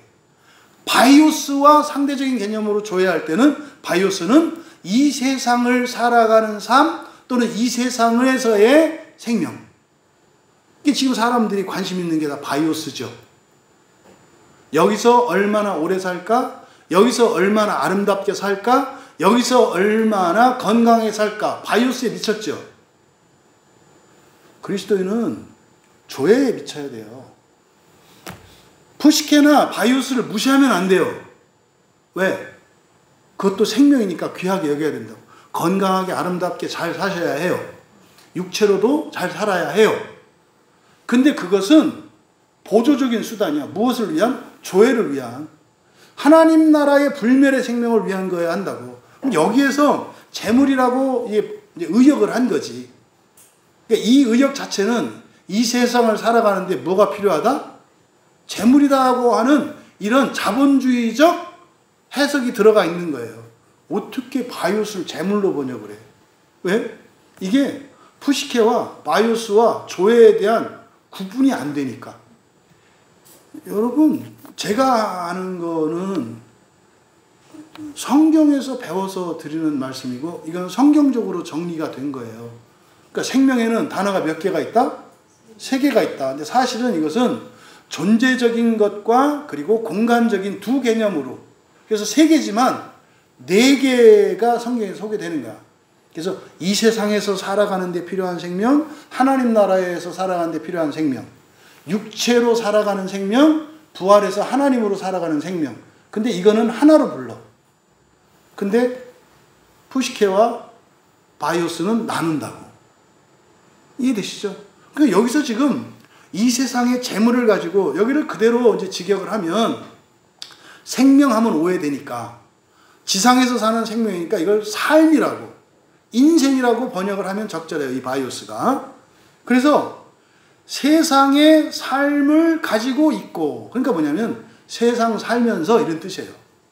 세상 살면서 형제의 궁핍함을 보고, 그러니까 결핍이 있는 형제를 보고도, 결핍이 있는 형제를 보고도, 모자란 게 있는 형제를 보고도 그에 대한 동정심을 닫아버리면, 여기서 도와줄 마음, 이거는 잘못된 번역이에요. 왜냐하면 마음과 이렇게 긍휼히 여기는 이 동정심하고는 달라요. 이건 감정이에요. 이게 마음이 아니에요. 그러니까 도와줄 마음, 이게 스플랑크론이거든요. 이 스프랑케라고 하는 이 스프랑크노, 그러니까 스프랑크논이라고 하는 이게 뭐냐면 에클렘만이에요. 사실은 이거의 의미는 내장을, 장기를 말해요. 장기를. 콩팥 뭐 이렇게도 번역할 수 있고, 하여튼 몸 안에 있는 사람의 장기를 가리키는 말이에요. 그래서 애간장탄다 할 때 이 단어를 쓰거든요. 그러니까 여기서는 이게 뭐냐면 그냥 동정심이에요. 동정심이 뭐냐면 느끼는 겁니다. 슬픈 사람을 보고 슬픔을 느끼는 거. 요걸 말하는 거예요. 이게 동정심이에요. 그러니까 결핍이 있는 형제를 보고도 그에 대한 동정심을 닫아버리면 어찌 하나님의 사랑이 그 사람 안에 거하겠냐. 이렇게 번역을 해놨습니다만 그거예요. 우리말 성경에 세상 재물을 가지고 형편의 궁핍함을 보고도 도와줄 마음을 닫으면 이게 뭐냐면 세상 살면서 어려운 사람을 보고 어려움을 느끼는 게 인지상정이에요. 사람이라면. 누가 지나가다가 피 흘리고 있으면 마음이 아프고 공감을 해야 되는 게 사람이라고. 이게 그냥 정상적인 사람이에요. 그러면은 사람들은 어떻게 돼요? 동정심이 생기잖아요. 얼마나 아플까? 안 됐다. 이거는 기본적인 거예요. 그러니까 그 얘기를 지금 17절에서 이 세상의 재물을 가지고 형제의 궁핍함을 보고 도와줄 마음이 생기는 게 정상이다 이거예요. 일반적인 사람. 이거는 뭡니까? 일반 도덕에서 말하는 거예요. 일반 상식에서 말하는 거예요. 근데 닫으면은 뭐예요? 인간 이하지. 인간 이하. 그러면요, 기본적인 인간도 안 되는 사람이에요. 17절에서 말한 게. 그런 사람이 하나님의 사랑이 어찌 그 속에 거하겠느냐. 여기서 말하는 하나님의 사랑은 누굽니까? 나를 괴롭히고 결핍은 내가 있어. 그런데 그 사람을 불쌍히 여겨. 이게 하나님의 사랑이거든요. 예수님을 십자가에 못 박는데 못 박히는 예수님이 못 박는 그놈들을 불쌍히 여기고 그 사람들을 위해서 하나님께 구원을 요청해. 이게 하나님의 사랑이거든요. 여러분, 부활할 사람들은 사람을 초월하는 사람들이에요. 사람보다 못한데 예수님 백으로 확 올라가는 게 아니에요. 근데요, 존재론적으로 부자가 되고 인격자가 되는 게 아니에요. 그렇지 못하다 하더라도 무엇은 그런 인격을 가지는 사람이에요. 이렇게 돼야 되는데 성경이 우리에게 요구하는 것은 인격이에요. 인격적인 요구지 실제적인 요구가 아니라고. 그랬을 때 어떻게 돼요? 초월에 일어나는 부활의 본성의 변화가 일어나면서 표적으로 인격과 환경의 변화가 일어난다니까요. 맨 먼저 기준을 잡는 게 중요해요. 기준을 잡는 거. 우리 기준이 어디가 돼야 돼요? 하나님의 그 사랑, 말도 안 되는 그 사랑. 이게 부활이거든, 사실은. 부활을 사랑으로 얘기하는 거예요. 그걸 기준으로 삼아야 한다고. 여러분들이 지금 이런저런 필요가 있고 어려움이 있다 할지라도 거기서 결핍을 느끼면 안 돼. 왜? 하나님이 꽉 채워주시고 넘치게 하실 거거든. 부활로. 그러니까 그거는 여러분들의 사실 현실적인 문제가 아니야, 이제는. 그럼 여러분들은 다 가진 자로서 세상을 봐야 된다고 말하는 거예요. 이게 첫째 부활할 사람들의 특징이라고 말하는 거예요. 똑같이 먹고 사는 걱정하지. 내가 피해자라고 그러지. 이 핑계 대지. 쟤가 나보다 낫다 그러지. 나만 왜 이렇게 힘들냐고 그러지. 이거 세상 살아가는 사람들도 있잖아요. 내가 더 어려운데 나보다 더 나은 사람을 불쌍히 돕는 일이 있어요. 세상에도. 그러니까 남아서 하는 게 아니에요. 그 사람들은 보통 우리가 법 없이 산다고 하잖아요. 그런 사람들 많다니까요, 세상에. 그런 사람 되라가 아니에요. 그런 사람들이 가지고 있는 그 도덕적 기준. 그래서 너희들의 의가 서기관이야 바리새인들의 의보다 높아야 한다 그랬잖아요. 그리스도인된 여러분들의 기준은 어디 있습니까? 어떤 도덕적인 인간보다도 여러분의 기준은 높아야 된다는 거예요. 삶이 아니라 기준이 높아야 된다는 거예요. 그럼에도 불구하고 거기에 못 미치는 나로 인해서 나를 긍휼히 여겨달라고, 나는 그렇게 되길 원한다고 간절한 기도가 나오는 거고, 그러면서 내 믿음이 얼마나 연약한지를 알게 되는 거고, 그때 하나님의 역사가 일어났을 때 내 본성의 변화가 일어나는 거예요. 근데 지금 이 교회 놈의 새끼들이 어떻게 하고 있다는 거예요? 교회 안 다니는 사람들만도 못하다는 거예요. 그따위가 돼가지고 부활? 그러니까 교인들이 어떻게 했어요? 집어쳐라! 부활 안 하겠다! 이게 지금 2000년 교회 역사예요. 더러워서 안 하겠다? 내가 언제 부활한다 그랬냐? 당신이 부활시켜준다 그랬지. 난 됐어. 내가 왜 부활해? 나는 그냥 사람으로 살겠다니까? 그러니까 오만 잡놈년너들이 그냥 교회 안에 드글드글 그러지. 뭔 놈의 그렇게 피해자들이 많고, 뭐가 이렇게 한이 많고, 뭐가 이렇게 불평불만이고. 자, 보세요. 요한과 저의 인격의 차이를. 그 말을 이렇게 하잖아. 누가 그런데 세상의 삶을 가지고 있고 결핍 있는 형제를 보고도 그에 대한 동정심을 닫아버리면 어찌 하나님의 사랑이 그 사람 안에 있겠느냐. 나도 이제 한 90 되면 이렇게 될 거요. 아직 멀었잖아. 나는 아직 혈기가, 요한은 나보다 더 했으면 덜 하지 않았어. 내가 우리의 자식은 아니거든. 근데 이 안에 있는 울분과 이 안타까움을 동정할 수 있으셔야 되게 느낄 수 있으셔야 된다고. 왜 그렇게 사니? 사실은 이거는요, 도덕적 판단이 아니에요. 왜 그렇게 너는 부활을 위해서 살지 않니? 이 말이거든. 그러니까 여러분, 세상에 태어나서 살다 보면 주변에 누군가가 어려움에 처해 있는 사람들을 반드시 만나게 돼 있어요. 그거 보고 집 가출한 게 석가모니 아니에요. 그것도 훌륭한 사람이니까 가출이라고 안 하고 출가로 바꿨지. 출가나 가출이나 집 떠나는 건 똑같지. 부모 자식 형제 버리고 떠난 거는 가출이나 출가나 똑같지. 근데 거기다가 종교적인 의미를 부여해가지고 가출이지. 가출에 그는 욕하면 안 되는 가출 뭐 이런 거잖아. 굿다고 어딨어. 부모님 공양하고 부모님 돌아가실 때까지는 잘 모시고 늙어서 내가 돈 못 벌게 되면 어떻게 될까 이런 걱정하지 않게 열심히 벌어서 어머니 아버지 노후 걱정하지 마세요. 아니 이게 인간의 도리라니까요. 이 개새끼들은 그거 안 하지. 지들만 처먹고 살 생각하지. 응? 겨울에 쳐 드실 거 창고다 쟁여놓고. 그거 개지. 큰 개도 아니고 베이비.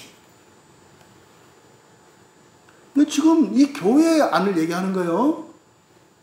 인정도 사라져버린 교회를 향하여 요한 사도께서 말씀하는 거예요. 야, 그따위로 살면서 네가 부활할 수 있다고 믿니? 안 돼요. 세상의 도덕 수준을 넘는 거라니까요. 그리스도의 부활의 소망을 갖고 살아가는 사람들은. 여러분, 석가모니도 가출할 정도로 그거 너무 마음 아파서 자기는 걱정 안 해도 되잖아요. 그랬던 석가모니도 집 나갈 정도까지 차라리 내가 이럴 바엔 나도 그냥 고생하겠다 이렇게 나간 거 아니에요. 아이 그 정도는 예수님 안 믿어도 한다는 거 아니에요. 그 오늘날 우리 그리스도인들의 자화상을 보자니까. 에? 지금 당장 수술 안 하면 다리가 철철철 막 피가 나고 신경이 다 굳어버려서 이제 잘라질 거야. 근데 뭘 아끼겠어요? 이것저것 뭐 되게 다 갖다 그냥 수술 시켜야 되지 않겠어요? 아니 세상 그렇게 한다니까요. 근데 교회가 잘못된 생각이 이 세상 안에, 이 교회 안에 들어옴으로써 마귀 짓거리와 마귀 가치를 갖고 살아가는 거예요. 그걸 지금 지적하시는 거죠. 그러니까 여러분, 동정심을 느끼지 않는 것 자체가, 이게 우리는 알잖아요. 왜 동정심을 느끼지 않는지. 이게 뭐예요? 이게 거짓 감정이거든요. 왜 그걸 느끼지 않을까요? 말도 안 되는 상상 때문에 그래. 괜히 동정심을 느끼면 어떻게 해야 돼? 책임져야 되고, 책임져야 되면 또 돈 갖다 줘야 되고, 돈 갖다 주면 또 무슨 문제가 생기고 막 이렇게 하니까 차라리 그럴 바에는 어떻게 해야 돼? 닫아버리는 게 나은 거지. 현실적으로 깔끔하거든. 그 다음부터는 이게 지금 2000년 동안 굳어진 거 아닙니까?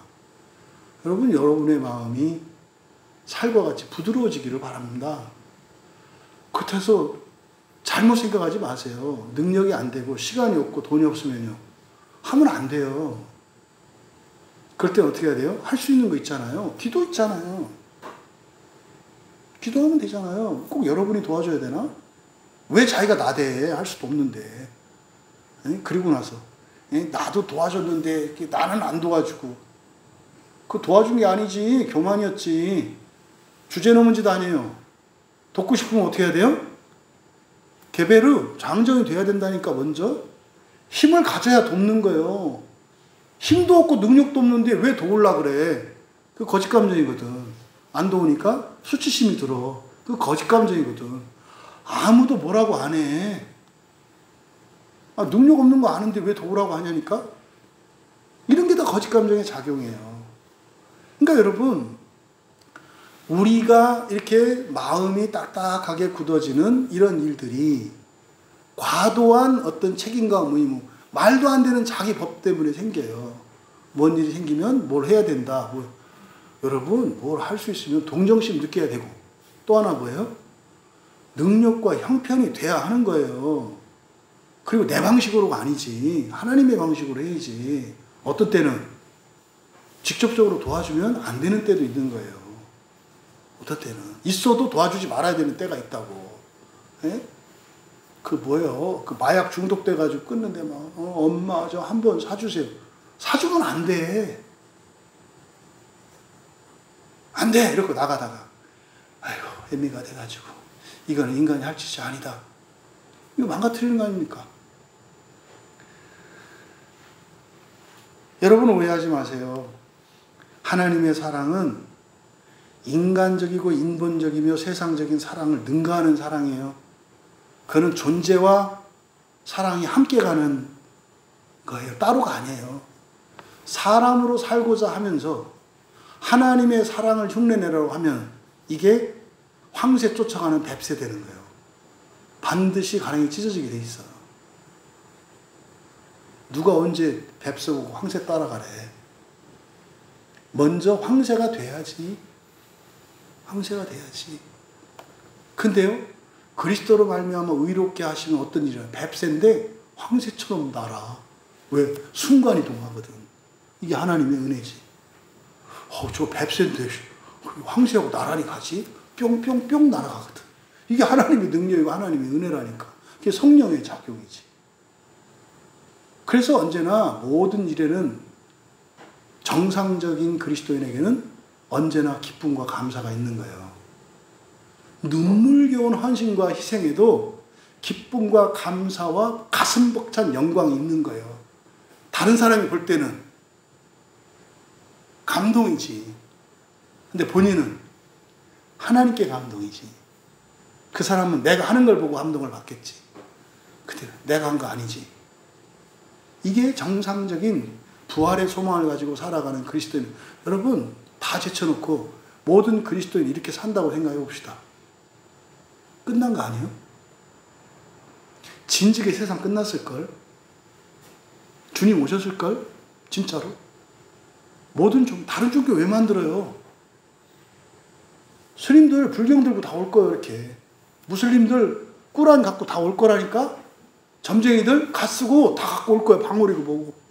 그리고 하나님 앞에 다 내놓을 거라니까. 아 정말 하나님 한 분이십니다. 그러면 세상이 하나로 통일되고 그러면 이 세상 끝나고 우리 모두 몸 벗는 거를 죽음을 즐거워하고 영광스러워하면 동시에 첫째 부활이 다 일어나지 않을까? 저는 저 살아생전에 이런 날이 왔으면 진짜 좋겠어요. 이렇게 끝을 봤으면 좋겠어요. 진짜. 이게 마지막 18절에 그러니까 여러분 자녀들아, 우리가 앞에서 살펴봤잖아요. 자녀들을 나타내는 말이 여러 가지가 있다. 근데 여기서 이 테크니온이거든요. 테크니온은 뭐래요? 전내기라고 그랬잖아요. 누가 도와주지 않으면 굶어 죽을 수밖에 없는 절대적인 의존적인 상태의 그리스도인을 나타내는 말이에요. 그래서 어린 자녀들은 인간적으로 얘기하는 거 아니에요. 이 테크니온, 여기서 어린 자녀들에는 장로도 있고 목사도 있고 다 있어요. 선지자도 있고 다 있거든요.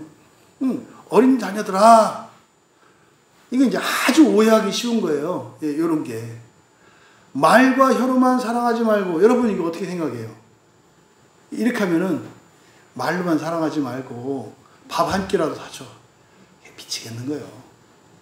돈 줘서 밥 한 끼 사주는 거는 세상 일 아니에요? 말로 하는 거나 밥 사주는 거나 뭐가 달라? 육체 배불리게 하는 거 아니에요? 그 얘기가 아니에요. 그러니까 이런 말조차도 여기서 중요한 건 뭡니까? 지금 사랑과 신에 대해서 말하는 거예요. 신적인 사랑, 하나님 사랑을 말하는 거잖아요. 인간적인 사랑을 똑바로 알아. 이게 지금 주제가 아니에요. 말로 사랑합니다 하는 거나 다이아몬드 목걸이를 사주는 거나 다 어린애들이 하는 짓이요. 그거나 하나도 안 달라. 왜? 육체를 위한 건데? 지금 여기서 말하는 말과 혀로만 사랑하지 말고 진짜 오해하면 안 돼요. 말과 혀로만이라고 하는 이거는 어떤 사랑하지 않는 거, 말뿐인 사랑, 선물은 사주지도 않는 거, 밥 한 끼도 안 사주는 거, 시간도 안 내주는 거, 말만 하는 거, 이거 사랑 아니라는 게 의미하는 게 아니에요. 이건 뭐예요? 인간적인 사랑을 말하는 거예요. 인간적인 사랑 안 해도요, 돈도 쓰고 시간도 쓰고 마음도 써요. 예수 안 믿어도 그런 거 한다니까요. 사랑하는 자식들한테 집도 주고 유산도 주잖아요. 에? 먼 길 여행길도 따라가 주잖아요. 근데 지금 여기서 관심은 실천하느냐 말라 이게 아니라고. 근데 이 본문을 그렇게 다 해석하면 어떻게 돼? 이미 날개 부러져서 땅 떨어진 얘기예요. 근데 그런 말이 와닿지. 확 알아듣기 쉽잖아. 말로만 사랑하지 말고 오늘 저녁부터 집에 들어갈 때 아내에게 꽃이라도 하나 선물하세요. 그렇게 하다 또 얻어맞지. 죽을 때가 된다. 내 돈 안 하다가 왜 이 지랄이야. 뭐 이렇게.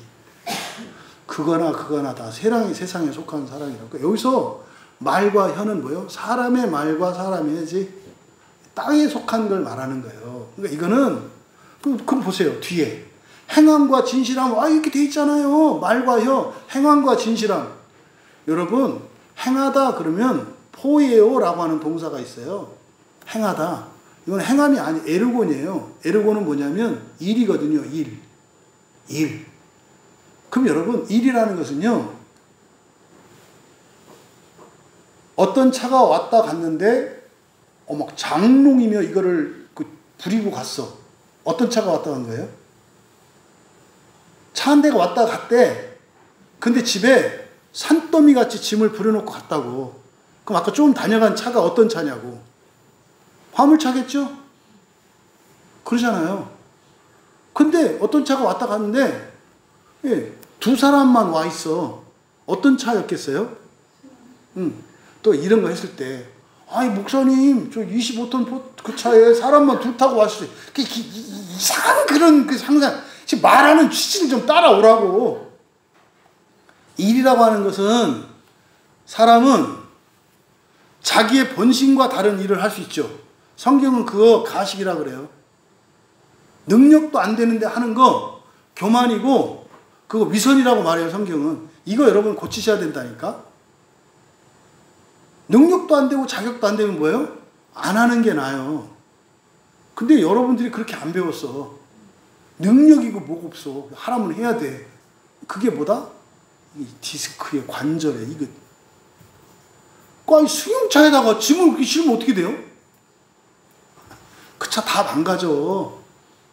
그러니까 여기서 행함과 여기서 진실함이라고 할 때 이때 행함이라고 하는 것은 그 존재의 일을 말하는 거예요. 진실이거든요. 그러니까 그것의 그것됨이거든. 그러니까 인간적으로 하는 사랑 말고 어떤 사랑이에요? 부활로 인해서 신성으로 말미암는 존재의 변화로 말미암는 그런 사랑. 근데 지금 이때 교인들이 어떻게 하는 거예요? 자꾸 인간적인 사랑을 하려고 한다고. 지금 교회에서 하는 거. 구제하고 뭐하고 다 인간적인 일이에요. 왜? 목표가 세상이면 인간적인 일이라니까. 교회가 세상 사람들을 세속화시킬 수 있어요. 교회 망한다니까. 그렇게 되면 부활이 없어요. 신기하지 않나요? 부활이 진짜라면 모든 교회에서 부활을 계속 말하지 않을까요? 에? 아니 부활이 사람이 신되는 거고 그걸 믿는다면 그 얘기를 안 할 수가 있겠냐고. 뭐 여기는 기승전 첫째 부활 기승전 하나님 날 이런 거 아니야. 아니 그거보다 더 좋은 말이 있어야 뭘 하지. 근데 그 말을 안 하는 거는 믿지 않는 거지. 그러면요, 거기 따라가면 뭐 있어요? 부활의 문제는 남겨져 있다니까? 그러니까 이를 갈고 후회할 거라고. 신랑을 맞이하는 들러리들이 있잖아요. 그 사람 다 교인들이거든요. 똑같이 들러리 하려고 나왔어요. 거기에 빠진 기름이 뭐예요? 성령인데 그 성령의 핵심이 뭐예요? 부활이거든요. 그 사람들 어디 간대요? 성 밖에서 어둠 속에 지옥 간대요. 교회 안 다녀서 예수 안 믿어서 아니잖아요. 그걸 또 어떻게 해? 영원한 지옥으로 또 만들. 웃기는 놈들이야. 지들이 집어쳐놓고 지들이 또 영원한 거로 만들. 성문 아침에 열리거든요. 해 뜨면 성문 열려요.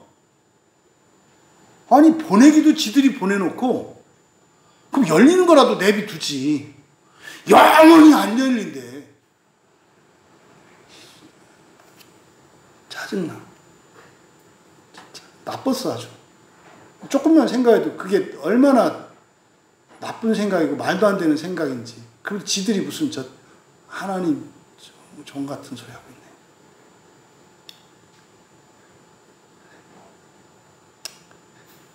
회개합니다. 주의 종들을. 목사님들 제가 뭐라고 한 게 아니라 잘못된 가르침, 마귀의 정신을 제가 뭐라고 한 거예요. 분별할 수 있지 않느냐. 조금만 생각해도.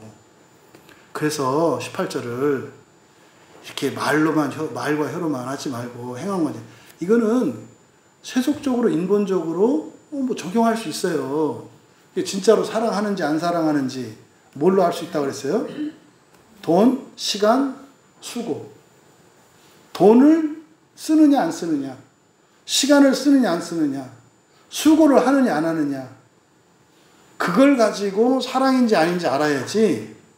그게 없으면 사랑 아니라니까요. 인간적으로도. 그래서 절대 속지 말라고. 사람들한테 돈 쓰지 않고 시간 쓰지 않고 수고를 안 해. 그러면은 사랑하는 거 아니에요. 반드시 이거는. 그래서 사랑은 이게 안 보이는 게 아니에요. 보여요. 사랑하는지 보인다고. 근데 이거는 이제 세속적으로도 적용할 수 있어. 그렇게 적용할 때는 여러분 말과 말로만 이렇게 하지 말고 시간 쓰세요.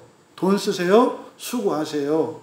그래야 사랑이 전달이 돼요. 이렇게 말할 수 있어요. 근데 지금 이 문맥은 그게 아니라니까요. 부활에 대한 문맥이라고요.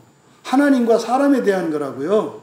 요한의 고민은 그렇게 사람들이 부활을 위해서 예수를 믿는 건데 이 세상을 위해서 사람 되기 위해서 예수를 믿더라 이 말이에요. 에? 이게 설교 녹음했죠. 하여튼 마음이 딴 데로 가니까 해야 될 일을 안 했네. 그래서 어쨌든 그러니까 지금 안 가고 있네. 저희 너무 이제 흥분해서 설교를 하려니 이게 아주 여러분만 하시면 돼. 그래서 여기서 테크니온 어린아이들이라고 했을 때 이건 뭐예요? 부활의 소망을 가지고 살아감에도 불구하고 여전히 인간적으로 인격적으로 세상에 매여 있는 상태를 말하는 거예요. 근데 앞서 말씀드렸었죠? 여기서 자녀들아, 이거 요한만 쓰는 단어예요. 이게. 그런데요, 이거 굉장히 무서운 말이에요. 왜냐하면 요한복음에서 이 말을 썼거든요. 요한복음 13장 33절인데 요한복음 13장 33절이 어떤 내용이냐면 이 상태로는 하나님 나라 들어갈 수 없다는 거예요. 유대인들이나 너희들이나 똑같이 들어갈 수 없다. 그리스도인인데 이 테크니온의 상태, 이 어린 아이의 상태일 때는 하나님 나라에 들어갈 수 없다고 요한복음에서 말했어요. 그러니까 이 요한서신이 요한복음의 해서서라고 말했던 거예요.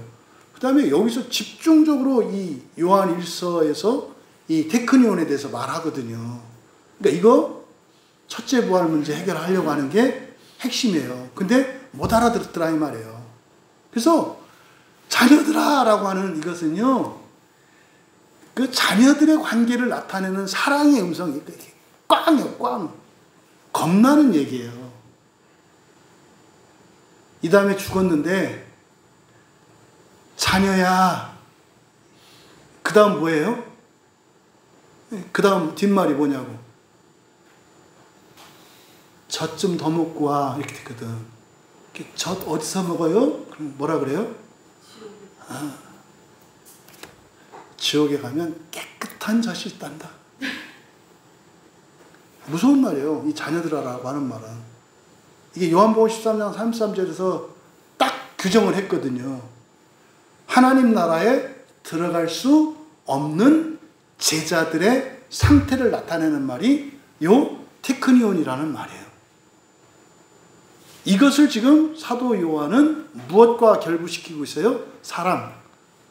근데 사람들이 사람의 사랑, 세상의 사랑을 해서는 그 나라에 들어갈 수 없지. 당연하지. 들어가면 지옥이라니까. 저는 최근에 그거 알게 됐어요. 지옥이나 천국이 똑같은 데구나. 똑같은 데구나. 지옥의 평균 온도가 섭씨 3,500도. 천국의 평균 기온이 그래요. 평균 온도가. 그리고 공통적인 장식, 아름다운 불꽃이 하나님 나라의 장식이야. 너무 아름답고 너무 좋아. 근데 부활한 사람들은 해를 당하지 않으니까 그게 천국인데, 부활하지 못한 사람들은 그게 뭐가 되는 거예요? 지옥이 되는 거예요. 교회요. 교회가 천국과 지옥이 공존해요.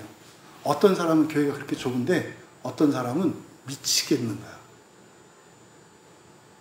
이거예요. 그러니까 이 테크니온, 자녀들아라고 하는 말은 겁나는 말이라고.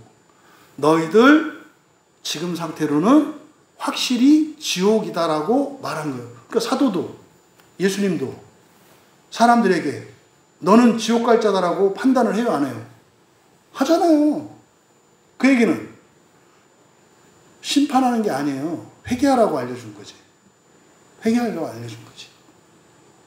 그래서 이 본문을 하나님과 사람, 다시 말해 부활과 하나님 나라와 이 세상, 그리고 신적 존재인 하나님 자녀와 사람의 자녀에 대한 유비인 거지.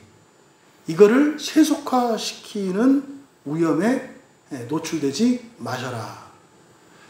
여러분들은 그래서 여러분들이 가지고 있는 기준을 능가해야 돼요. 근데 여러분은 그것도 못한다고 생각한다고. 그거를 고민하셔야 된다니까. 높은 수준을 요구하시는 하나님의 말씀과 나의 판단과 나의 경험 중에 어느 것이 옳겠는가? 하나님이 옳아요. 그렇다고 해서 할 수 있느냐? 불가능하다니까. 불가능한 것을 순종하고자 할 때 거기에 어떤 일이 있어요. 그게 뭐예요? 태초에 천지를 창조하신 하나님이 언제나 창조하고 계시구나를 경험하는 일이 일어난다고. 그래야 부활의 신앙을 우리가 잃어버리지 않을 수 있어요. 여러분, 여기서 일과 진실로, 이것은 본성적인 사랑을 말하는 거예요. 애써서 하는 게 아니라 되는 사랑. 그리고 그렇게 하지 않을 수 없는 사랑. 이런 거예요. 세상에 가장 큰 사랑이라고 하는 엄마도 애써서 하거든요. 돼서 사랑하는 부모는 없어요, 이 세상에. 애써야 돼요. 정말 한계를 뛰어넘으면서, 그러면서 엄마의 사랑을 알아가잖아요. 그거 다 인간적인 사랑이에요. 크다고 하는 사랑도. 근데요, 여기서 일과 진실로라고 하는 이 말은 뭐예요? 본성적인 사랑이라고. 그냥 하게 돼. 되는 사랑이라고. 하는 사랑이 아니라. 때로는 수동이 능동보다 더한 능동이라고 그랬죠. 습관이 되면 능동이고 수동이고 없잖아. 그냥 되잖아요. 그러니까 습관에 의해서 되잖아요. 이게 본성적인 변화로 말미암는 되는 사랑이거든요. 그러면 그렇게 안 하는 게 힘들어요. 그게 지금 여기서 말하는 일과 진리로 행함 아니고요. 일과 진리로 할 때 이것은 뭐냐면 본성을 나타내는 거예요. 본성의 결과로서 맺는, 그러니까 예수님이 말씀하신 열매. 사과나무에 사과나무 열매를 맺는데 배가 열릴까 자두가 열릴까 막 고민하나요? 그냥 물 빨아 옮기고 광합성하고 그러면 그냥 맺히는 거는 사과예요. 그런 사랑을 말하는 거라고. 말과 혀라고 하는 것은 인간적인 사랑을 말하는 거고 실천 다 포함되어 있는 거라고. 정리할게요. 여러분, 여기서 정말 형제들을 위해서 목숨을 버려라, 목숨을 버리면서까지 사랑해라, 이거는 명령이 아니에요. 명령이 아니라 하나님이 우리에게 보여주셨던 그 사랑을 우리의 기준 삼으라는 거예요. 무슨 말입니까? 그게 소망이라고 알려주시는 거예요. 너희들이 이렇게 된다? 너희들도 똑같이 예수님이 한 것처럼 이렇게 할 거다? 이걸 가르쳐 주시는 거라고. 명령이 아니라 우리의 참 소망이 무엇인지를 가르쳐 주시는 거예요. 그래서 그렇지 못한 우리의 실존에서 목숨을 내주면서 원수를 형제로 삼기 위해서 그렇게 사랑하면서 살겠다고 결단하면 그게 절대로 할 수 없는 거라는 것을 착각하게 돼요. 불가능한 거구나. 안 되는 거구나. 여러분이 1000,000번이라도 더 결심해 보세요. 되나? 절대로 될 수 없는 거라는 것을 깨닫게 돼요. 그럼 거기서 뭘 깨달을까요? 오직 은혜로만 되는 게 부활이구나. 그러니까 내가 아무리 잘하고 이렇게 한다 해서 되는 게 아니라 이렇게 해도 안 되는 게 부활이구나. 오직 은혜구나. 이거를 자각하게 한다고. 뭐 할 때? 이렇게 살아갈 때. 이렇게 안 살면 폼이 나요, 내가. 뭐 하는 것처럼. 또 마지막으로 이 부활과 하나님 나라, 특별히 첫째 부활이죠. 첫째 부활과 하나님 나라 소망이라고 하는 것은 어떤 거다? 내 목숨을 내주고라도, 아니 내가 이 세상을 다 가지고 있으면 세상을 다 주고라도 바꿀 만한 최고의 가치가 있는 것임을 깨닫게 한다고요. 그러니까 무조건 이거를 위해서 살아야 되겠구나. 그러니까 할 수 없는 그 짓거리를 하면서 살아야 되겠구나. 이해되시죠? 그래서 여러분들이 사람의 기준이 아니라 하나님의 기준으로 그 영광스러운 첫째 부활을 위하여 살아가기로 결단하신 여러분 되기 바랍니다. 그래서 예수님이, 여러분들이 예수님을 믿고 교회 나와서 예배 드리고 또 성경을 배우고 그렇게 살아가는 경건이 뭐라 그랬어요? 하나님 나라를 목적으로 살아가는 삶을 경건이라고 그래요. 성경 보고 종교적인 거 경건 이렇게 오해하고 있는데 아니에요. 경건이라고 하는 이 파이오스라고 하는 단어의 핵심은 하나님 나라 소망을 위해서 이 세상의 박해와 모욕과 멸시도 견디고 살아가겠다는 정신 자세를 말해요. 여러분, 목숨을 내주어라 라고 하는 이 말씀에 당연하죠, 주님. 이렇게 고백할 수 있는 우리 모두가 되기를 주님의 이름으로 축원합니다. 우리 말씀을 생각하며 함께 기도할 때 성경의 온갖 명령들을 이거는 할 수 있고 할 수 없고 이 자체가 참 어리석은 것이고 내가 세상에 매여 있다는 증거예요. 우리 기도할 때 하나님 성경의 모든 말씀을 기쁨으로 아멘으로 받게 하옵소서. 그리고 할 수 없는 것을 절망하게 하옵소서. 그리고 오직 은혜만이 우리의 구원의 근거인 것을 잊지 않도록 절망하게 하옵소서. 하지만 그 절망에서 하나님의 무한하신 사랑과 그 은혜를 신뢰하며 확신케 하여 주시옵소서. 나의 구원의 근거가 하나님이시고 나를 구원하시는 이유가 내가 절대로 구원받을 자격이 없기 때문인 것을 깨닫게 하시고 정말 목숨을 내주라고 하시는 그 말씀에도 기쁨으로 하나님 목숨이 10개라도 원수를 위해서라도 내가 기꺼이 내 목숨을 기쁘게 드리겠나이다 결단할 수 있도록 은혜를 구하시고 우리나라를 위해서 기도하실 때 우리나라를 위한 기도는 단지 우리나라만 위한 기도가 아니에요. 지구촌 전체를 위한 기도예요. 왜냐하면 저의 판단으로는 영적인 사명을 대한민국 교회가 가지고 있기 때문에 그래요. 대한민국 교회가 살아나지 않으면 정말 빙하기 때 공룡이 죽었던 것처럼 이 세상에 암흑과 같은 시대가 올지도 몰라요. 이 시대와 세상 전체가. 그래서 우리나라를 위해서 기도하실 때 정말 이번에 새로운 대통령이 된 이재명 대통령을 위해서 기도해 주세요. 하나님, 자기가 가진 모든 것으로 하나님의 뜻을 이루며 살 수 있도록 은혜를 내려 주시옵소서. 과거의 삶에 연연하지 말게 하시고 과거의 그런 은원 관계에 매이지 말게 하시고 이제는 정말 나라와 국민을 시대를 위하는 그래서 하나님으로부터 인정받을 수 있는 그런 대통령 되게 하여 주시옵소서. 주변에 선하고 능력 있고 좋은 사람들이 주변에 있게 하옵소서.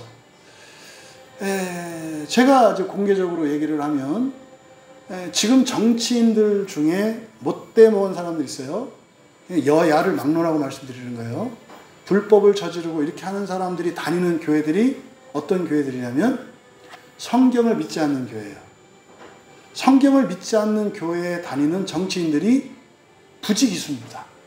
그래서 기독교인이라고 하는데 사실은 기독교인은 아니에요. 하나님, 우리나라 특히 지금 정치인 중에 국회의원들의 영향력이 우리나라에서는 최고 막강하거든요. 현재. 그래서 국회의원들이 지금 최소한 기독교인이라고 자처하는 사람들, 그 사람들이 있는 교회를 회복시켜 주시옵소서. 하나님을 두려워하게 하시고 정말 이 세상의 권력과 이것이 아니라 지옥이 없는 첫째 부활이 아니고서는 그 지옥의 두려운 운명이 자기에게 두려워진 것을 그 교회 강단을 통해서 선포하게 하셔서 이 나라 국회의원들이 바른 신앙을 갖게 하옵소서. 어떻게 유물론자가 목사가 됩니까? 유물론자들이 우리나라 목사들이 많아요. 위장하고 들어온 사람들이거든요. 하나님 믿는 사람들이 아니에요. 유물론자들이 이렇게 목사가 된 사람들이 있어요. 작정하고. 그러니까 이런 교회들 뭣도 모르고 자기의 어떤 이익을 위해서 들어왔지만 사람의 뜻을 능가하시는 하나님께서 그 사람들을 회심시켜 주셔서 참된 목사 되게 하옵소서. 그래서 옛날에 어리석었음을 고백하게 하옵소서. 그래서 우리 한국교회가 말씀으로 회복될 수 있도록 기도해 주시고 우리 광야교회 영광스럽기도 하고 힘들기도 합니다. 근데 모든 교인이 이 교회의 영광을 누릴 수 있었으면 좋겠어요. 다른 교회보다 낫다가 아니라 광야교회가 아니라 교회의 영광을 누릴 수 있는 우리 광야교인들 되게 기도해 주십시오. 교인은 이렇게 영광스러운 거구나. 그래서 우리의 거룩함이 기쁨이 되고 행복이 될 수 있는 우리 광야교회 모든 지체들 단 한 사람도 어김없이 그렇게 정말 첫째 부활의 소망 안에 있는 교인들로 이루어지게 하옵소서. 그럴 때 하나님이 여기는 사람이 보내주세요. 흔들림 없게 될 때. 그래서 우리 교회를 위해서 기도하실 때 한 소망, 첫째 부활의 소망이죠. 그 안에 하나 있게 하옵소서. 그것을 위한 유일한 기관 교회, 그 교회 안에 있음을 영광스럽게 하시고 자랑스럽게 하시고 부끄럽지 않게 하시고 전하게 하옵소서. 그리고 7월 마지막 주에 예정되어 있는 매물도 교회 전도를 위해서 또 함께 참여하는 이들 성령 충만케 하여 주시도록 기도해 주시고 또 우리들의 기도를 들으시고 우리들의 선한 결단을 기뻐 받아주신 하나님 주영이 얘기하는 겁니다. 암세포를 바꿔주신 하나님께 찬양하며 감사하며 다시 한번 우리가 인생을 마음 기영과 선한 결단으로 살아가겠노라 기도하시고 하나님 개인적으로 돌아가면 되겠습니다.